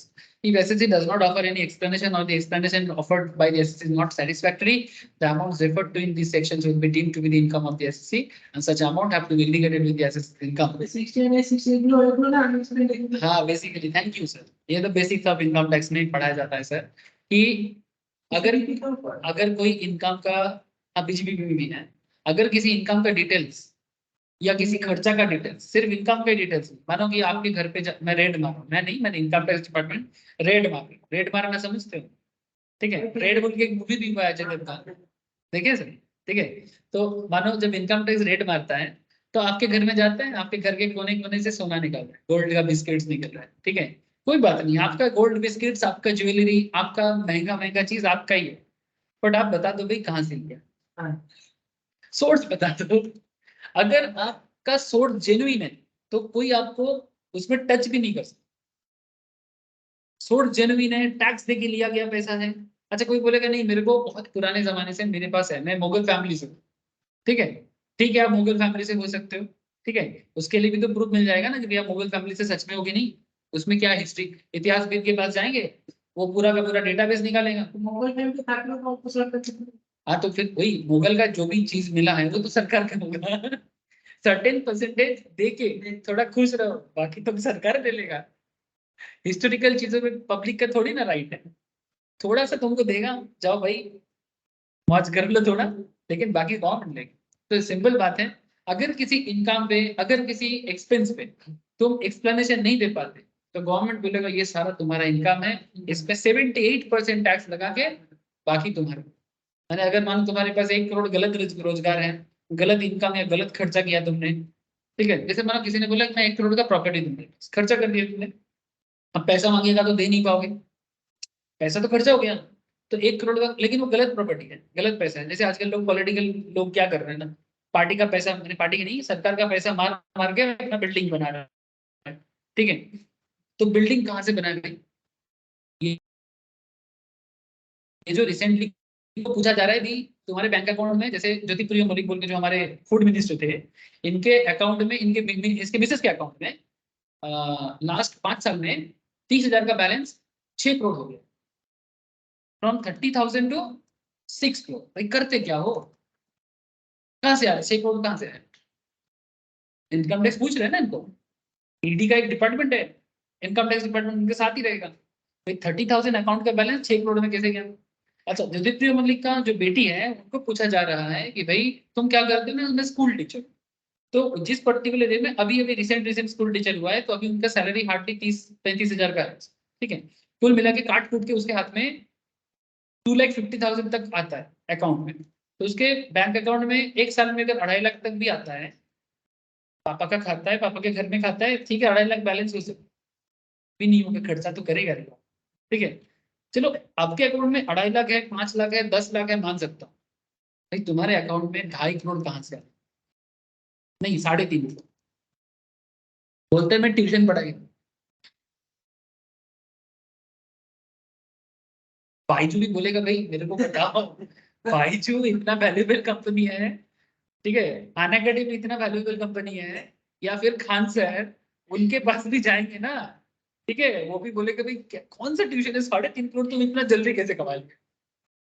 नहीं ठीक है जेन्युइनली, जैसे अभी इंडिया में ट्यूशन टीचर में बड़ा फेमस फेमस टीचर है, एक आईएएस पढ़ाते हैं दृष्टि आईएएस का teacher, very famous and very genuine, ठीक है, खान सर एक अलग ही है।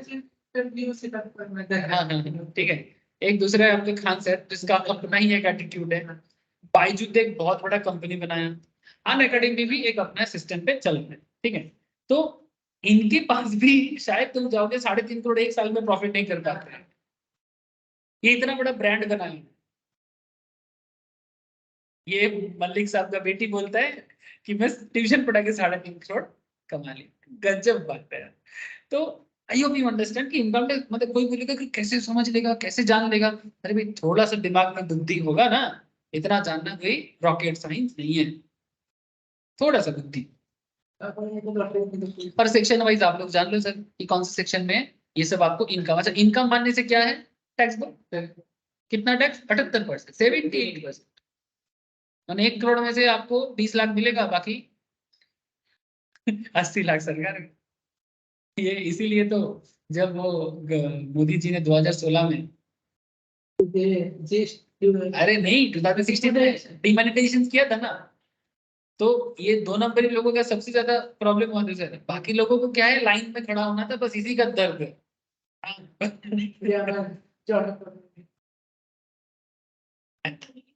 एक्चुअल दर्द एक्चुअली उन लोगों को था।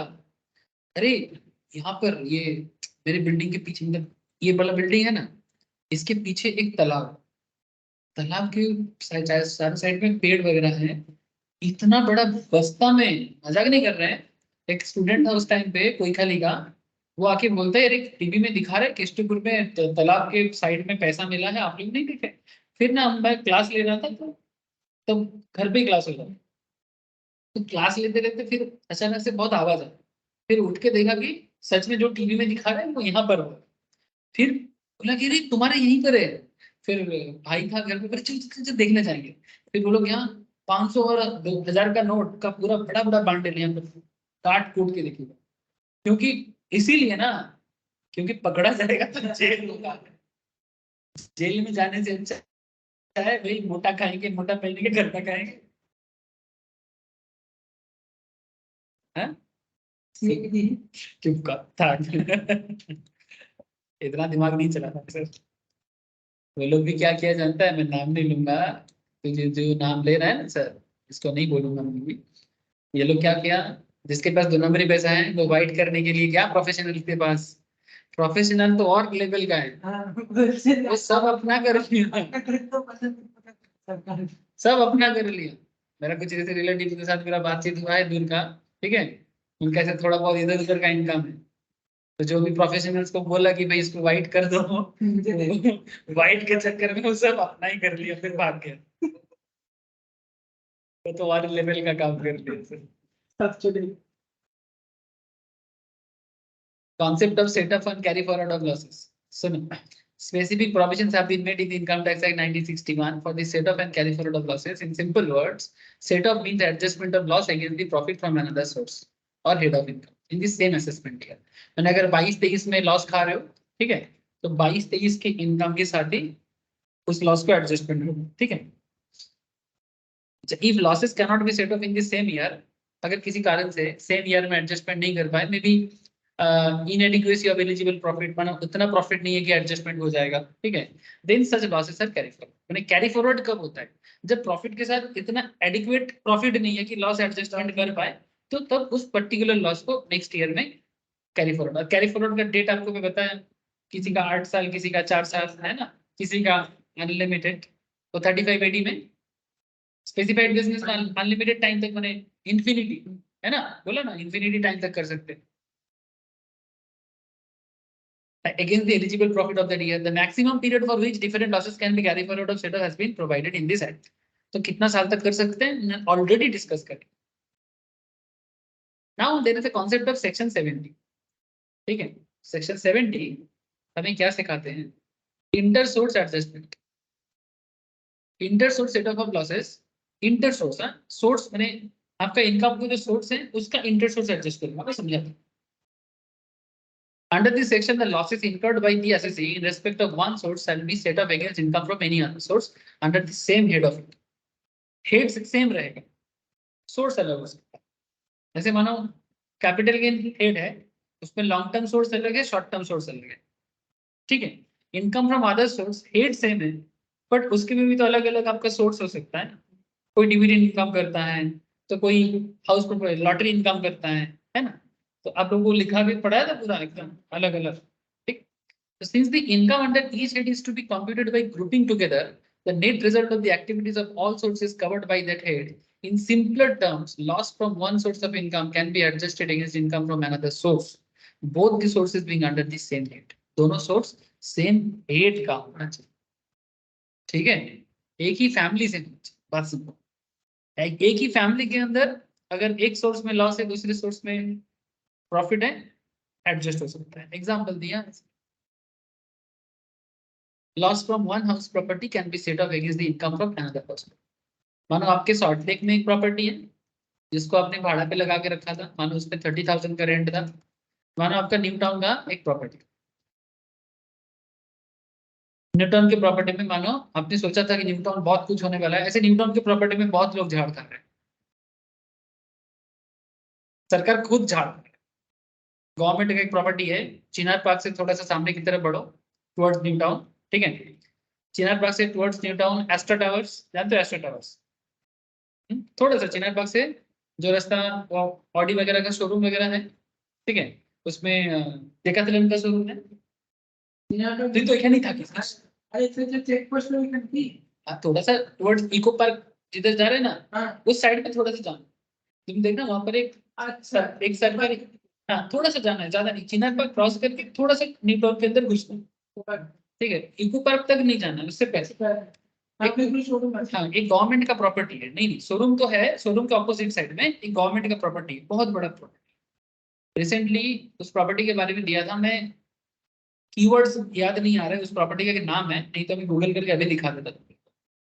गवर्नमेंट का वो प्रॉपर्टी है, गवर्नमेंट वो प्रॉपर्टी रेंट पे देना चाहता है। कैसा रेंट?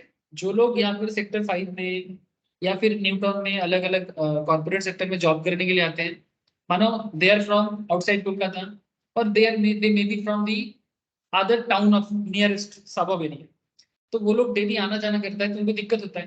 तो गवर्नमेंट बोल रही है कि आप लोग इधर रेंट लीजिए, तो रेंट का दाम भी बोला है कि 1000 टका पर डे, ठीक है, 1000 रुपीज पर डे, या फिर आप मंथली रेंट भी ले सकते हो। मिनिमम रेंट जो मैं देख रहा था रहने के लिए 15,000 पर मंथ गवर्नमेंट रेट दिया, और अगर कोई बिजनेस पर्पस में लेना चाहता है तो मिनिमम रेंट है 35,000 पर,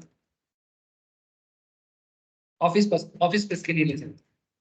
पता नहीं कितना लोग लिया हो, गवर्नमेंट तो बोल रहा है कि आप ले सकते हो, बट कितना लोग लिया है इसको लेके मेरे को डाउट है। इसलिए डाउट है, देखो न्यू टाउन तो आज नहीं बना, कम से कम 10-15 साल हो गए हैं। अब 15 ईयर्स में बिजनेस कितना आया है वेस्ट में? सिर्फ इंफ्रास्ट्रक्चर बना है, वो भी आधा अधूरा। New town is not completed, it's just half finished township. It's beautiful, अच्छा है, पर जब तक कोलकाता में बिजनेस नहीं आएगा, न्यू टाउन में ग्रोथ नहीं होगा। एंटी इंडस्ट्री कॉन्सेप्ट चल रहा है हमारे यहाँ। अभी एंटी इंडस्ट्री मेंटेलिटी से कोई भी बड़ा बिजनेसमैन यहाँ फैक्ट्री लगाना नहीं चाहता। रिसेंटली अदानी का डील भी कैंसिल कर दिया। अदानी ताजपुर में पोर्ट बनाने वाला था, ममता दीदी वो डील भी कैंसिल कर दी। डील पक्का होने के बाद भी कैंसिल होना ही था, क्योंकि दीदी का ही एक एमपी है महुआ मित्र, जो मेंबर ऑफ पार्लियामेंट है। जिस अदानी को हमको वेस्ट बंगाल में इन्वेस्ट करने के लिए बुलाना है, उसी अदानी के पीछे लगना है कि अदानी 2 नंबर ही कमा रहा है। अब तुम बोलो, अब उसी महुआ मित्र के बारे में पता चला। अब देखो सभी खबर है, सही गलत तो टाइम बताए, मुझे नहीं, एवरीथिंग इज न्यूज। अदानी के बारे में महुआ मित्र जो बोल रहे हैं वो भी न्यूज है, और महुआ मित्र के बारे में हम लोग जो सुन रहे हैं वो भी न्यूज है। तो महुआ मित्र के बारे में पता चला कि हीरानंदानी बोल के बॉम्बे का एक बड़ा बिजनेसमैन है। महुआ मित्र अपना सारा लोकसभा का इंफॉर्मेशन, जो एक सीक्रेट इंफॉर्मेशन है, वो हीरानंदानी को वेबसाइट के थ्रू से, उनका खुद का पार्लियामेंट का जो लॉगिन आईडी है वो हीरानंदानी के पास।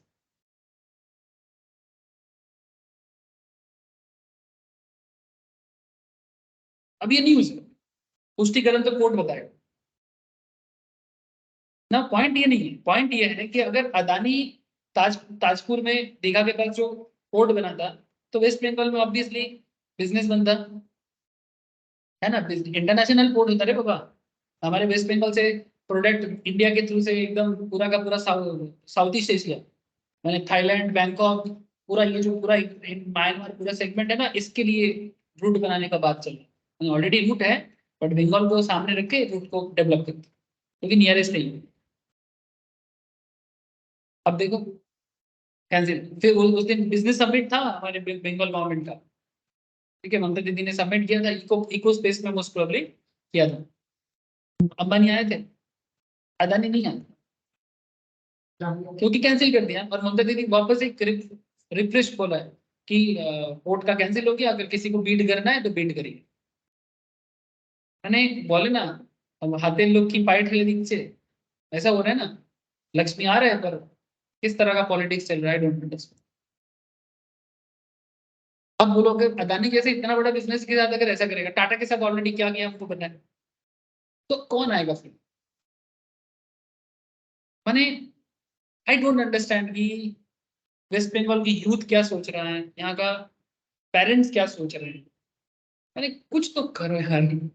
तो मैंने अब धीरे धीरे ना, मेरे को तो सांस नहीं ले पाएंगे ऐसा लगता है। मैंने ऐसा लग रहा है ना, सांस नहीं लेने। अरे ठीक है, अगर आगे जो आएगा ठीक करे, अच्छा करे। जैसे दीदी को भी तो लाए थे बाबा सीपीएम से छुड़ा के, वो अलग बात की, खराब हुआ, अच्छा हुआ, बुरा हुआ, बट कम से कम चेंज करते हैं, एक ट्राई लेते हैं, कोशिश तो करना चाहिए। कोई कोशिश नहीं, सबका मानना है कि जे जाए लौंका सही है रावण। एक एक गजब ही बात करता है, अरे भाई रावण होने दो भी, कम से कम चेंज तो करो।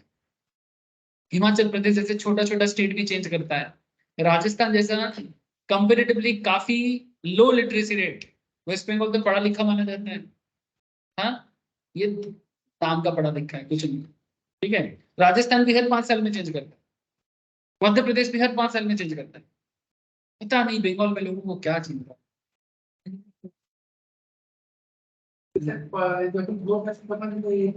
वो 500 में और बॉटल में लड़की लोग को 500 टका करके दे देता है घर के औरत को, और एक वो बोलते हैं ना पावर, एक पावर टेकने के लिए दे देता है। ठीक है, बस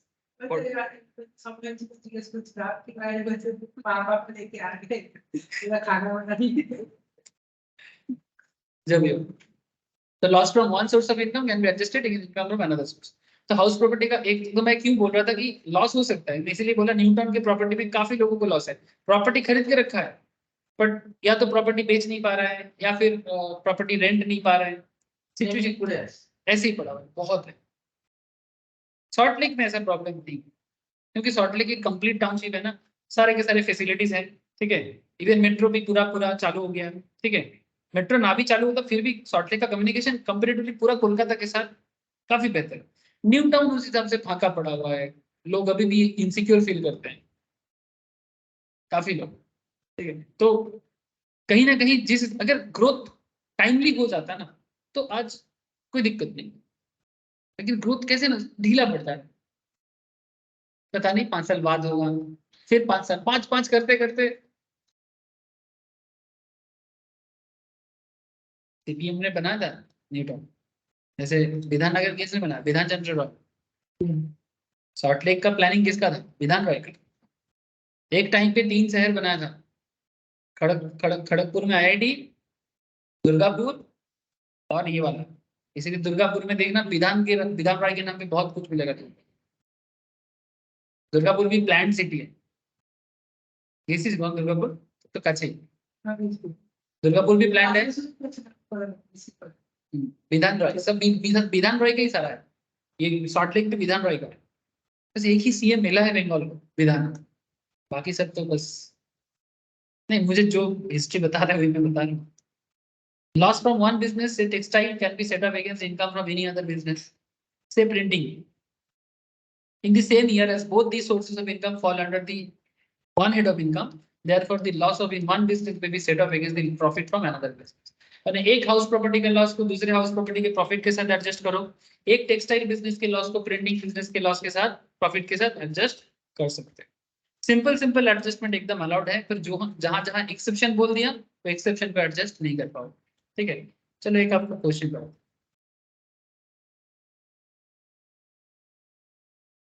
मिस्टर ए, इनका एज बोला है 35 ईयर्स। ठीक है, submit the following particulars pertaining to assessment year 23-24। अच्छा, मैं काफी देर से पूछा ही नहीं, इन लोग का आवाज ही नहीं आ रहा मेरे तरफ से। प्रिया, शालिनी, नील, हे बुझते पाচ্ছিস তোরা? यस सर, आज आपने पढ़ाया ही कहाँ, आप तो आज गप्पे ही मारे साथ। पढ़ा रहा हूँ, बहुत कुछ बोल दिया सर, क्या बात कर रहे हैं। Mr. A, age 35 years, submit the following particulars pertaining to assessment year 23-24. Income from salary, अच्छा आपको यहाँ पर सैलरी कंप्यूट करने का जरूरत है, कंप्यूटेड। ठीक है, देखो क्वेश्चन 2 तरह का होता है। जब ज्यादा नंबर वाला क्वेश्चन होगा तो आपको कंप्यूटेशन करके नहीं देगा, अगर बड़ा क्वेश्चन होगा, ब्रॉड क्वेश्चन होता है ना, तो आपको कंप्यूट करके नहीं देगा, कंप्यूट करने के लिए डेटा दे देगा, आपको कंप्यूट करना। इसके लिए सिंपल बात है, आपको सैलरी का सारा एडजस्टमेंट जानना। ठीक है, if you know the every adjustment from the salary head then you can easily calculate salary income. ठीक है, तो लेकिन यहाँ पर आपको कुछ नहीं है, ये स्मॉल क्वेश्चन, छोटा क्वेश्चन है, 2-3 मार्क्स का। कभी कभी तो ऐसा क्वेश्चन देके 1 नंबर भी पूछता है। सैलरी कंप्यूट कर रखना हो नहीं, ये इस तरह का, मतलब जस्ट 4-5 पॉइंट दे देगा, आपको आंसर मिलेगा, 1 नंबर या मैक्सिमम 2 नंबर। ठीक है, मैंने कंपेरेटिवली 1 नंबर के लिए तो काफी बड़ा लग रहा है। ठीक है, लेकिन देता है, क्या कर सकते। लेकिन अगर मानो आपको हर चीज कंप्यूट करके फिर करना होता तो इसी क्वेश्चन में आपको 5 मार्क्स या 7 मार्क्स या 8 मार्क्स, यही डिफरेंस होता है और कुछ। तो income from salary computed 4 lakh, loss from self occupied property 70,000 का loss, loss from let out property 1.5 lakh का, 1,50,000 का लॉस, बिजनेस लॉस 1 लाख का, बैंक इंटरेस्ट एफडी का 80,000 का प्रॉफिट है, अदर सोर्स है ना बैंक एफडी। कंप्यूट करने बोला है मिस्टर ए का असेसमेंट ईयर 23-24 में, assuming that he does not opt for provisions of section 115। 115 BSE का रूल थोड़ा अलग है ना कुछ बातें में। तो नॉर्मली अगर 115 बीएसई क्वेश्चन में अलग से नहीं बोलता है, आप लोग 115 बीएसई डिफॉल्ट होता है। हाँ डिफॉल्ट ट्रेडिशन, डिफॉल्ट जो हम लोग रेगुलर मेथड करते हैं। 115 बीएसई अगर स्पेसिफिकली बोलेगा तभी करना है, नहीं तो नहीं। और अगर क्वेश्चन में बोल देगा कि डोंट यूज 115 बीएसई तब तो कोई बात नहीं, लेकिन मानो कि क्वेश्चन ने कुछ बोला, ठीक है, अब क्वेश्चन ने कुछ नहीं बोला तो आप 115 बीएसई यूज करोगे कि रेगुलर ट्रेडिशनल प्रोविजन यूज करोगे, ये आप जो भी करोगे एजम्पशन ले लेना पहले, ठीक है। लेकिन इसमें भी एक टेक्निक है, टोटल इनकम करेंगे ना तब मैं आपको बताऊंगा। नॉर्मली उस आंसर को ज्यादा रेस्पेक्ट मिलता है जिसमें टैक्स लायबिलिटी कम होता है, अच्छा, ठीक है। वो मैं अभी नहीं, मतलब कौन ऑप्शन के लिए किस ऑप्शन में टैक्स पेयर्स का टैक्स लायबिलिटी कम होगा, आपको रिकमेंडेशन वही करना चाहिए, समझ रहे हो सर। तो तब वो थोड़ा सा चालाकी कर देखना है, वो थोड़ा सा दिमाग खेलना है, फटाफट थोड़ा सा मतलब दे देना। पहले तो आपको हाँ राफ वॉक में करके देख लेना है यार, वर्किंग करके कि फिर रिकमेंड करना है कि as per the new method the SSC can get maximum benefit, so I recommend 115 BS. की समस्या थे म्हणजे यदि टैक्स लायबिलिटी को माइग्रेशन आने के अगर क्वेश्चन कुछ मेंशन नहीं करता, if question is silent then you can choose. और अगर क्वेश्चन साइलेंट नहीं है, क्वेश्चन बोल दिया जैसे नॉर्मली बोल देता है, तो फिर चुपचाप पुराना मेथड यूज। सोल्यूशन कैसे होगा, ये एकदम pure set off carry forward का क्वेश्चन। देखो सर, सैलरी इनकम 4 लाख का था, आपको मैं अभी कुछ देर पहले एक प्रोविजंस पढ़ाया कि अगर हाउस प्रॉपर्टी में लॉस है तो 2 लाख तक एडजस्टमेंट हो सकता है। तो ऐसे तो हाउस प्रॉपर्टी का लॉस आप किसी भी हेड के साथ कर सकते हो, लेकिन यहाँ पर आपका सैलरी इनकम 4 लाख है और हाउस प्रॉपर्टी में कितना लॉस है 70,000 और 1,50,000, ठीक है। तो लेट आउट प्रॉपर्टी से 1,50,000 और सेल्फ ऑक्युपाइड में 70,000। तो आपका मैक्सिमम लिमिट कितना 1,50,000 प्लस 70, आपका टोटल एक्चुअली लॉस हो रहा है दोनों मिला के 2,20,000, लेकिन लिमिट कितना है 2 लाख, ठीक है। तो 2 लाख तक आप यहाँ पर एडजस्ट करें। Loss from house property 2,20,000 to be restricted to 2 lakh by virtue of section 71 subsection 3, ठीक है। तो 2 लाख एडजस्ट कर लिया, 2 लाख सब आउटर कॉलम में निकाल दो। Balance 20,000 from house property to be carry forward for the next size. ये बाकी 20,000 लॉस पे एडजस्ट कर पाओगे, बट करेंट ईयर में नहीं हो पाएगा, वो नेक्स्ट ईयर में एडजस्ट किसी भी हेड के साथ एडजस्ट हो सकता है। हाउस प्रॉपर्टी का लॉस मैक्सिमम 2 लाख, ठीक है, समझ में आया होगा।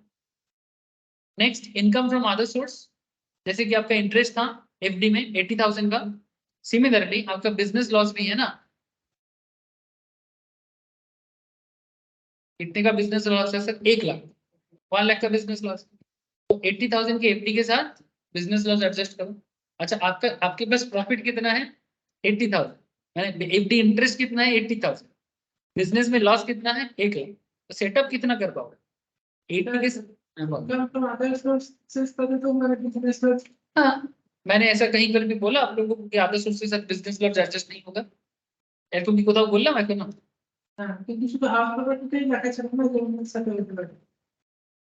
तो अगर कुछ बोला नहीं है तो फिर इंटरनेट एडजस्टमेंट हो सकता है ना, ऑब्वियसली जहाँ आपको सिर्फ एक्सेप्शन याद रखना, एक्सेप्शन छोड़ के जो भी होगा आप कर सकते মানে কি হতে পারে ভাবার দরকার, কি হতে পারে না সেটা মনে রাখবেন। যখন কিছু বলেনি মানে আপনি ইন্টার করতে পারেন। যদি स्पेसिफिकली लॉ बोले दीजिए, अगर स्पेसिफिकली लॉ ये बोल देते हैं कि भाई ये पर्टिकुलर रेट एडजस्ट नहीं होगा, आप बस उसको रिमेंबर रखो, बाकी सब कुछ एप्लीकेबल है।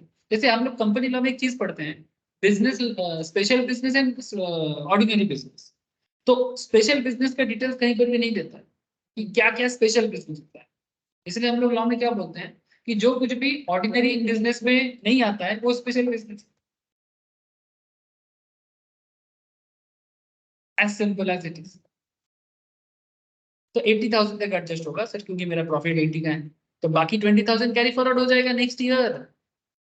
तो ग्रॉस टोटल इनकम इधर 2 लाख आया था, बस वही 2 लाख आ जाएगा, है ना सर। यहाँ से डिडक्शन तो मुझे यहाँ क्वेश्चन पे बोला नहीं था, अगर 80 से 80 में कुछ डिडक्शन मिलता तो देते, लेकिन क्वेश्चन में यहाँ ऐसा कुछ इन्फॉर्मेशन है नहीं, तो चुपचाप दिखाना है, शो करना है फॉर्मेट के हिसाब से, पर डील लिखना है, ठीक है। तो टोटल इनकम कितना हो गया, 2 लाख। यहाँ पे नोट भी दे देना sir, gross total income include salary income of 2 lakh after adjusting loss of 2 lakh from house property, the balance loss 20,000 from house property to be carry forward to next assessment year for setup against income from house property for that year. Maximum कितना तक कर सकते हैं adjustment, maximum 8 years तक हो सकता है।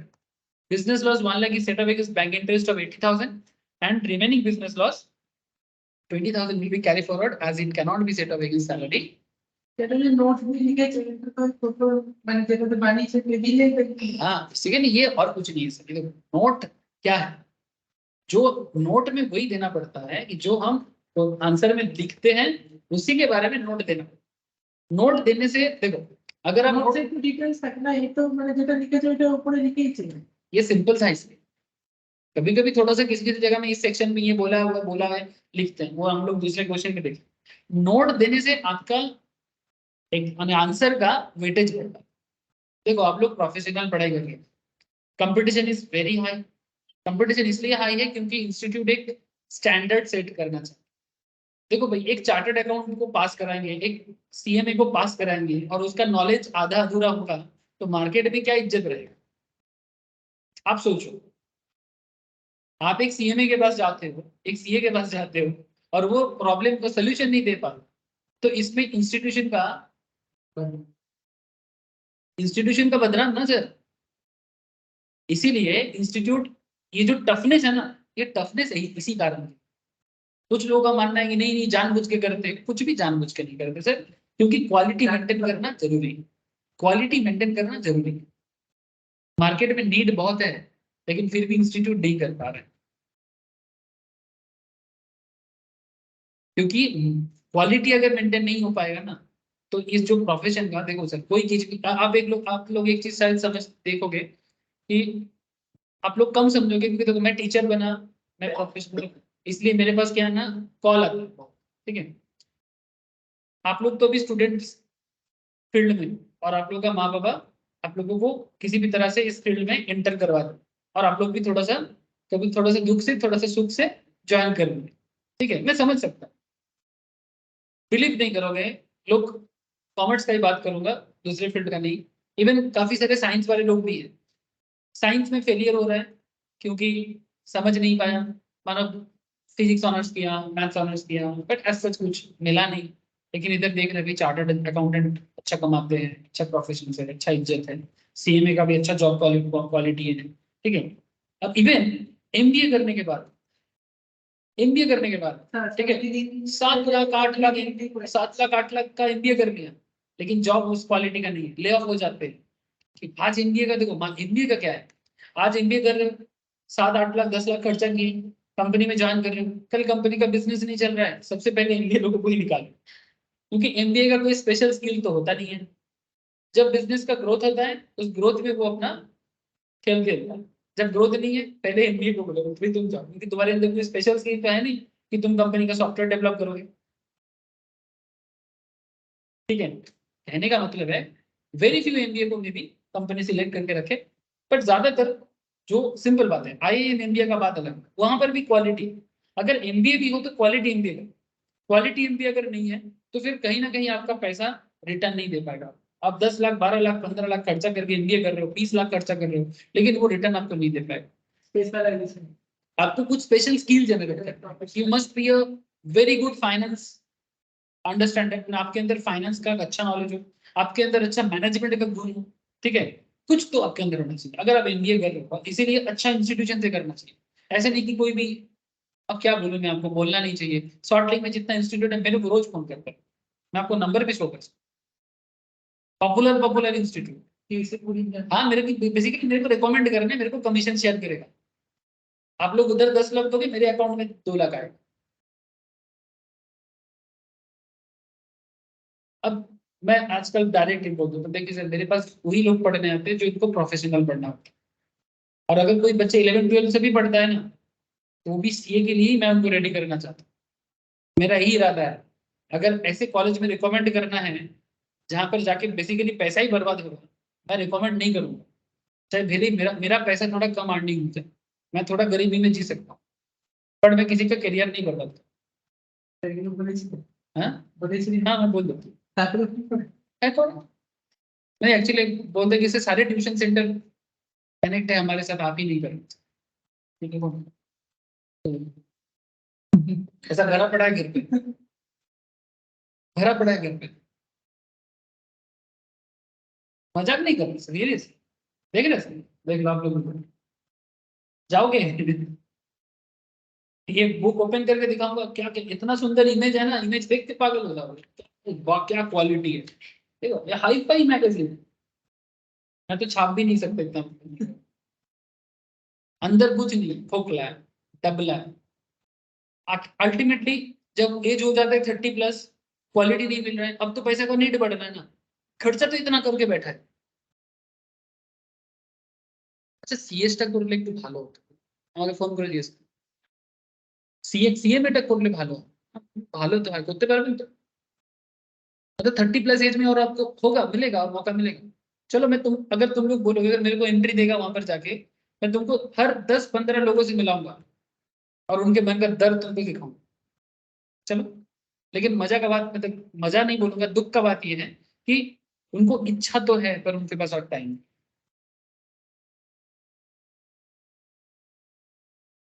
और टाइम नहीं। बीकॉम करके मानो कोई पुराना बंदा है, उसका नॉलेज है, बीकॉम किया था मैंने 95 में, 96 में, तो उस टाइम का बीकॉम है, मैंने ऑब्वियसली इतना साल एक्सपीरियंस भी है, लेकिन उनका सैलरी इंक्रीमेंट नहीं हो रहा है। क्यों? बिकॉज उनके पास सीए में जैसा कोई क्वालिफिकेशन नहीं है। बोलते एटलीस्ट अगर इंटर भी कर लूंगा ना सर, तो ईयर ऑन ईयर 3,000-5,000 करके ग्रोथ है मंथली सैलरी में। मैंने एनुअल सैलरी में 15-20,000 का ग्रोथ, अगर इंटर भी पास कर जाता। अब 45 के एज में पढ़ने के लिए आएगा क्या? टाइम है उनके पास? आप लोग इसीलिए ना, आप लोगों को मैं समझा नहीं पाता हूँ कि आखिर इसी में आना है। আপনার যে কয়েকটা বড় বড় সবজেক্ট কয়েকটা স্টুডেন্ট আছে ওগুলো কি মানে এরকম মানে করলে ভালো হতো नहीं, ज्यादा कुछ बड़ा बड़ा स्टूडेंट है, ज्यादातर अभी जो एजेड स्टूडेंट है वो ज्यादातर स्टॉक मार्केट के लिए पढ़ रहे हैं। सीएसईएमए के लिए अभी एजेड लोग उतना कुछ कोई नहीं, ज्यादातर स्टॉक मार्केट के लिए एजेड लोग आ रहे हैं। जैसे अभी जैसे तुम लोग एंटर कर रहे थे, अंकल जैसे था ना सर, वो स्टॉक मार्केट के लिए। तुम ये ऋषभ ने देखा, अप्रोक्स 55-60 का लोग देखा। वो बांगुर वाला जो मेरा क्लास था वहां पर आता था एजेंट, वो लोग सरकारी एम्प्लॉय था, उनका करियर अपग्रेडेशन के लिए वो लोग मेरे पास अकाउंट सीखने के लिए, टैक्स सीखने के लिए आते थे। मैं हाईएस्ट एजेड स्टूडेंट पढ़ा सर 65+। ওরা তো মানে সিএসসি में পড়াচ্ছে না কিন্তু स्किल स्किल डेवलपमेंट के लिए, और उनका कुछ इंटरनल एग्जाम होता है सेम नॉलेज के लिए, उनके लिए आता है। मैंने अल्टीमेटली मैं बोल कह रहा हूँ कि आप लोग जो कर रहे हो, आप लोगों को खुद को नहीं पता कि आखिर इसी में आके मिलना है। और अभी आप लोगों के पास है ना, टाइम है, मौका है, इज्जत नहीं। जब इज्जत देने का मन करेगा 30+ में जाके, जब एज हो जाएगा 30, 35, 40, तब इच्छा तो करेगा पर और समय नहीं रहेगा। इसलिए मैं बोल रहा हूँ कि प्लीज आप लोग बात को समझो। मानता हूँ कि डिटेल्स है, डेप्थ है, थोड़ा ज्यादा पढ़ना पड़ता है ना सर, आई अंडरस्टैंड, बट फिर भी ये मौका बार बार नहीं है। इसलिए मैं बोलता हूँ कि आजकल ऑफलाइन भी चालू हो चुका है काफी दिनों से, सभी को बोलता हूँ कि ऑफलाइन आओ, जो लोग एटलीस्ट कोलकाता के आसपास में रहते हैं प्लीज आओ। इसमें क्या होगा, कम्युनिकेशन अच्छा होगा, आप लोगों का पढ़ने का मन बढ़ेगा, और मैं भी तुम लोगों का टेस्ट लूंगा, ग्रोथ समझ पाऊंगा, सच में कितना पढ़ रहे हो ना, फेस देख के समझ जाओ। इसलिए ऑफलाइन, ऑनलाइन में क्या है ना, आप लोग घर में पढ़ रहे हो, नहीं पढ़ रहे हो, सुन रहे हो, नहीं सुन रहे हो, एटलीस्ट जो क्लास में बुला रहा हूँ कम से कम उतना, और जो ऑफलाइन टेस्ट अरेंज कर रहा हूँ टेस्ट के लिए आओ, इतना तो करो। मैं नहीं बोल रहा कि रोज आप लोग आना जाना, उसमें भी टाइम बेकार होता है, लेकिन एटलीस्ट हफ्ते में 3-4 दिन मेरा ये बद स्वरूप देखने के लिए आ जाओ। ठीक है, आओ सर। ठीक है, ठीक है सर, आज इतना ही रखूंगा। ठीक है, नेक्स्ट क्लास में हम लोग 71 दी और बाकी एडजस्टमेंट डिस्कस करो। ठीक है, नेक्स्ट क्लास मंगलवार को। सैटरडे वाला क्लास ऑफ कर दिया सर। ठीक है, सैटरडे वाला क्लास ऑफ कर दिया, अभी मंगल और बुधवार को। ठीक है, ओके। नील, प्रिया, शालिनी, बाय सर। हाँ, बाय सर, बाय सर।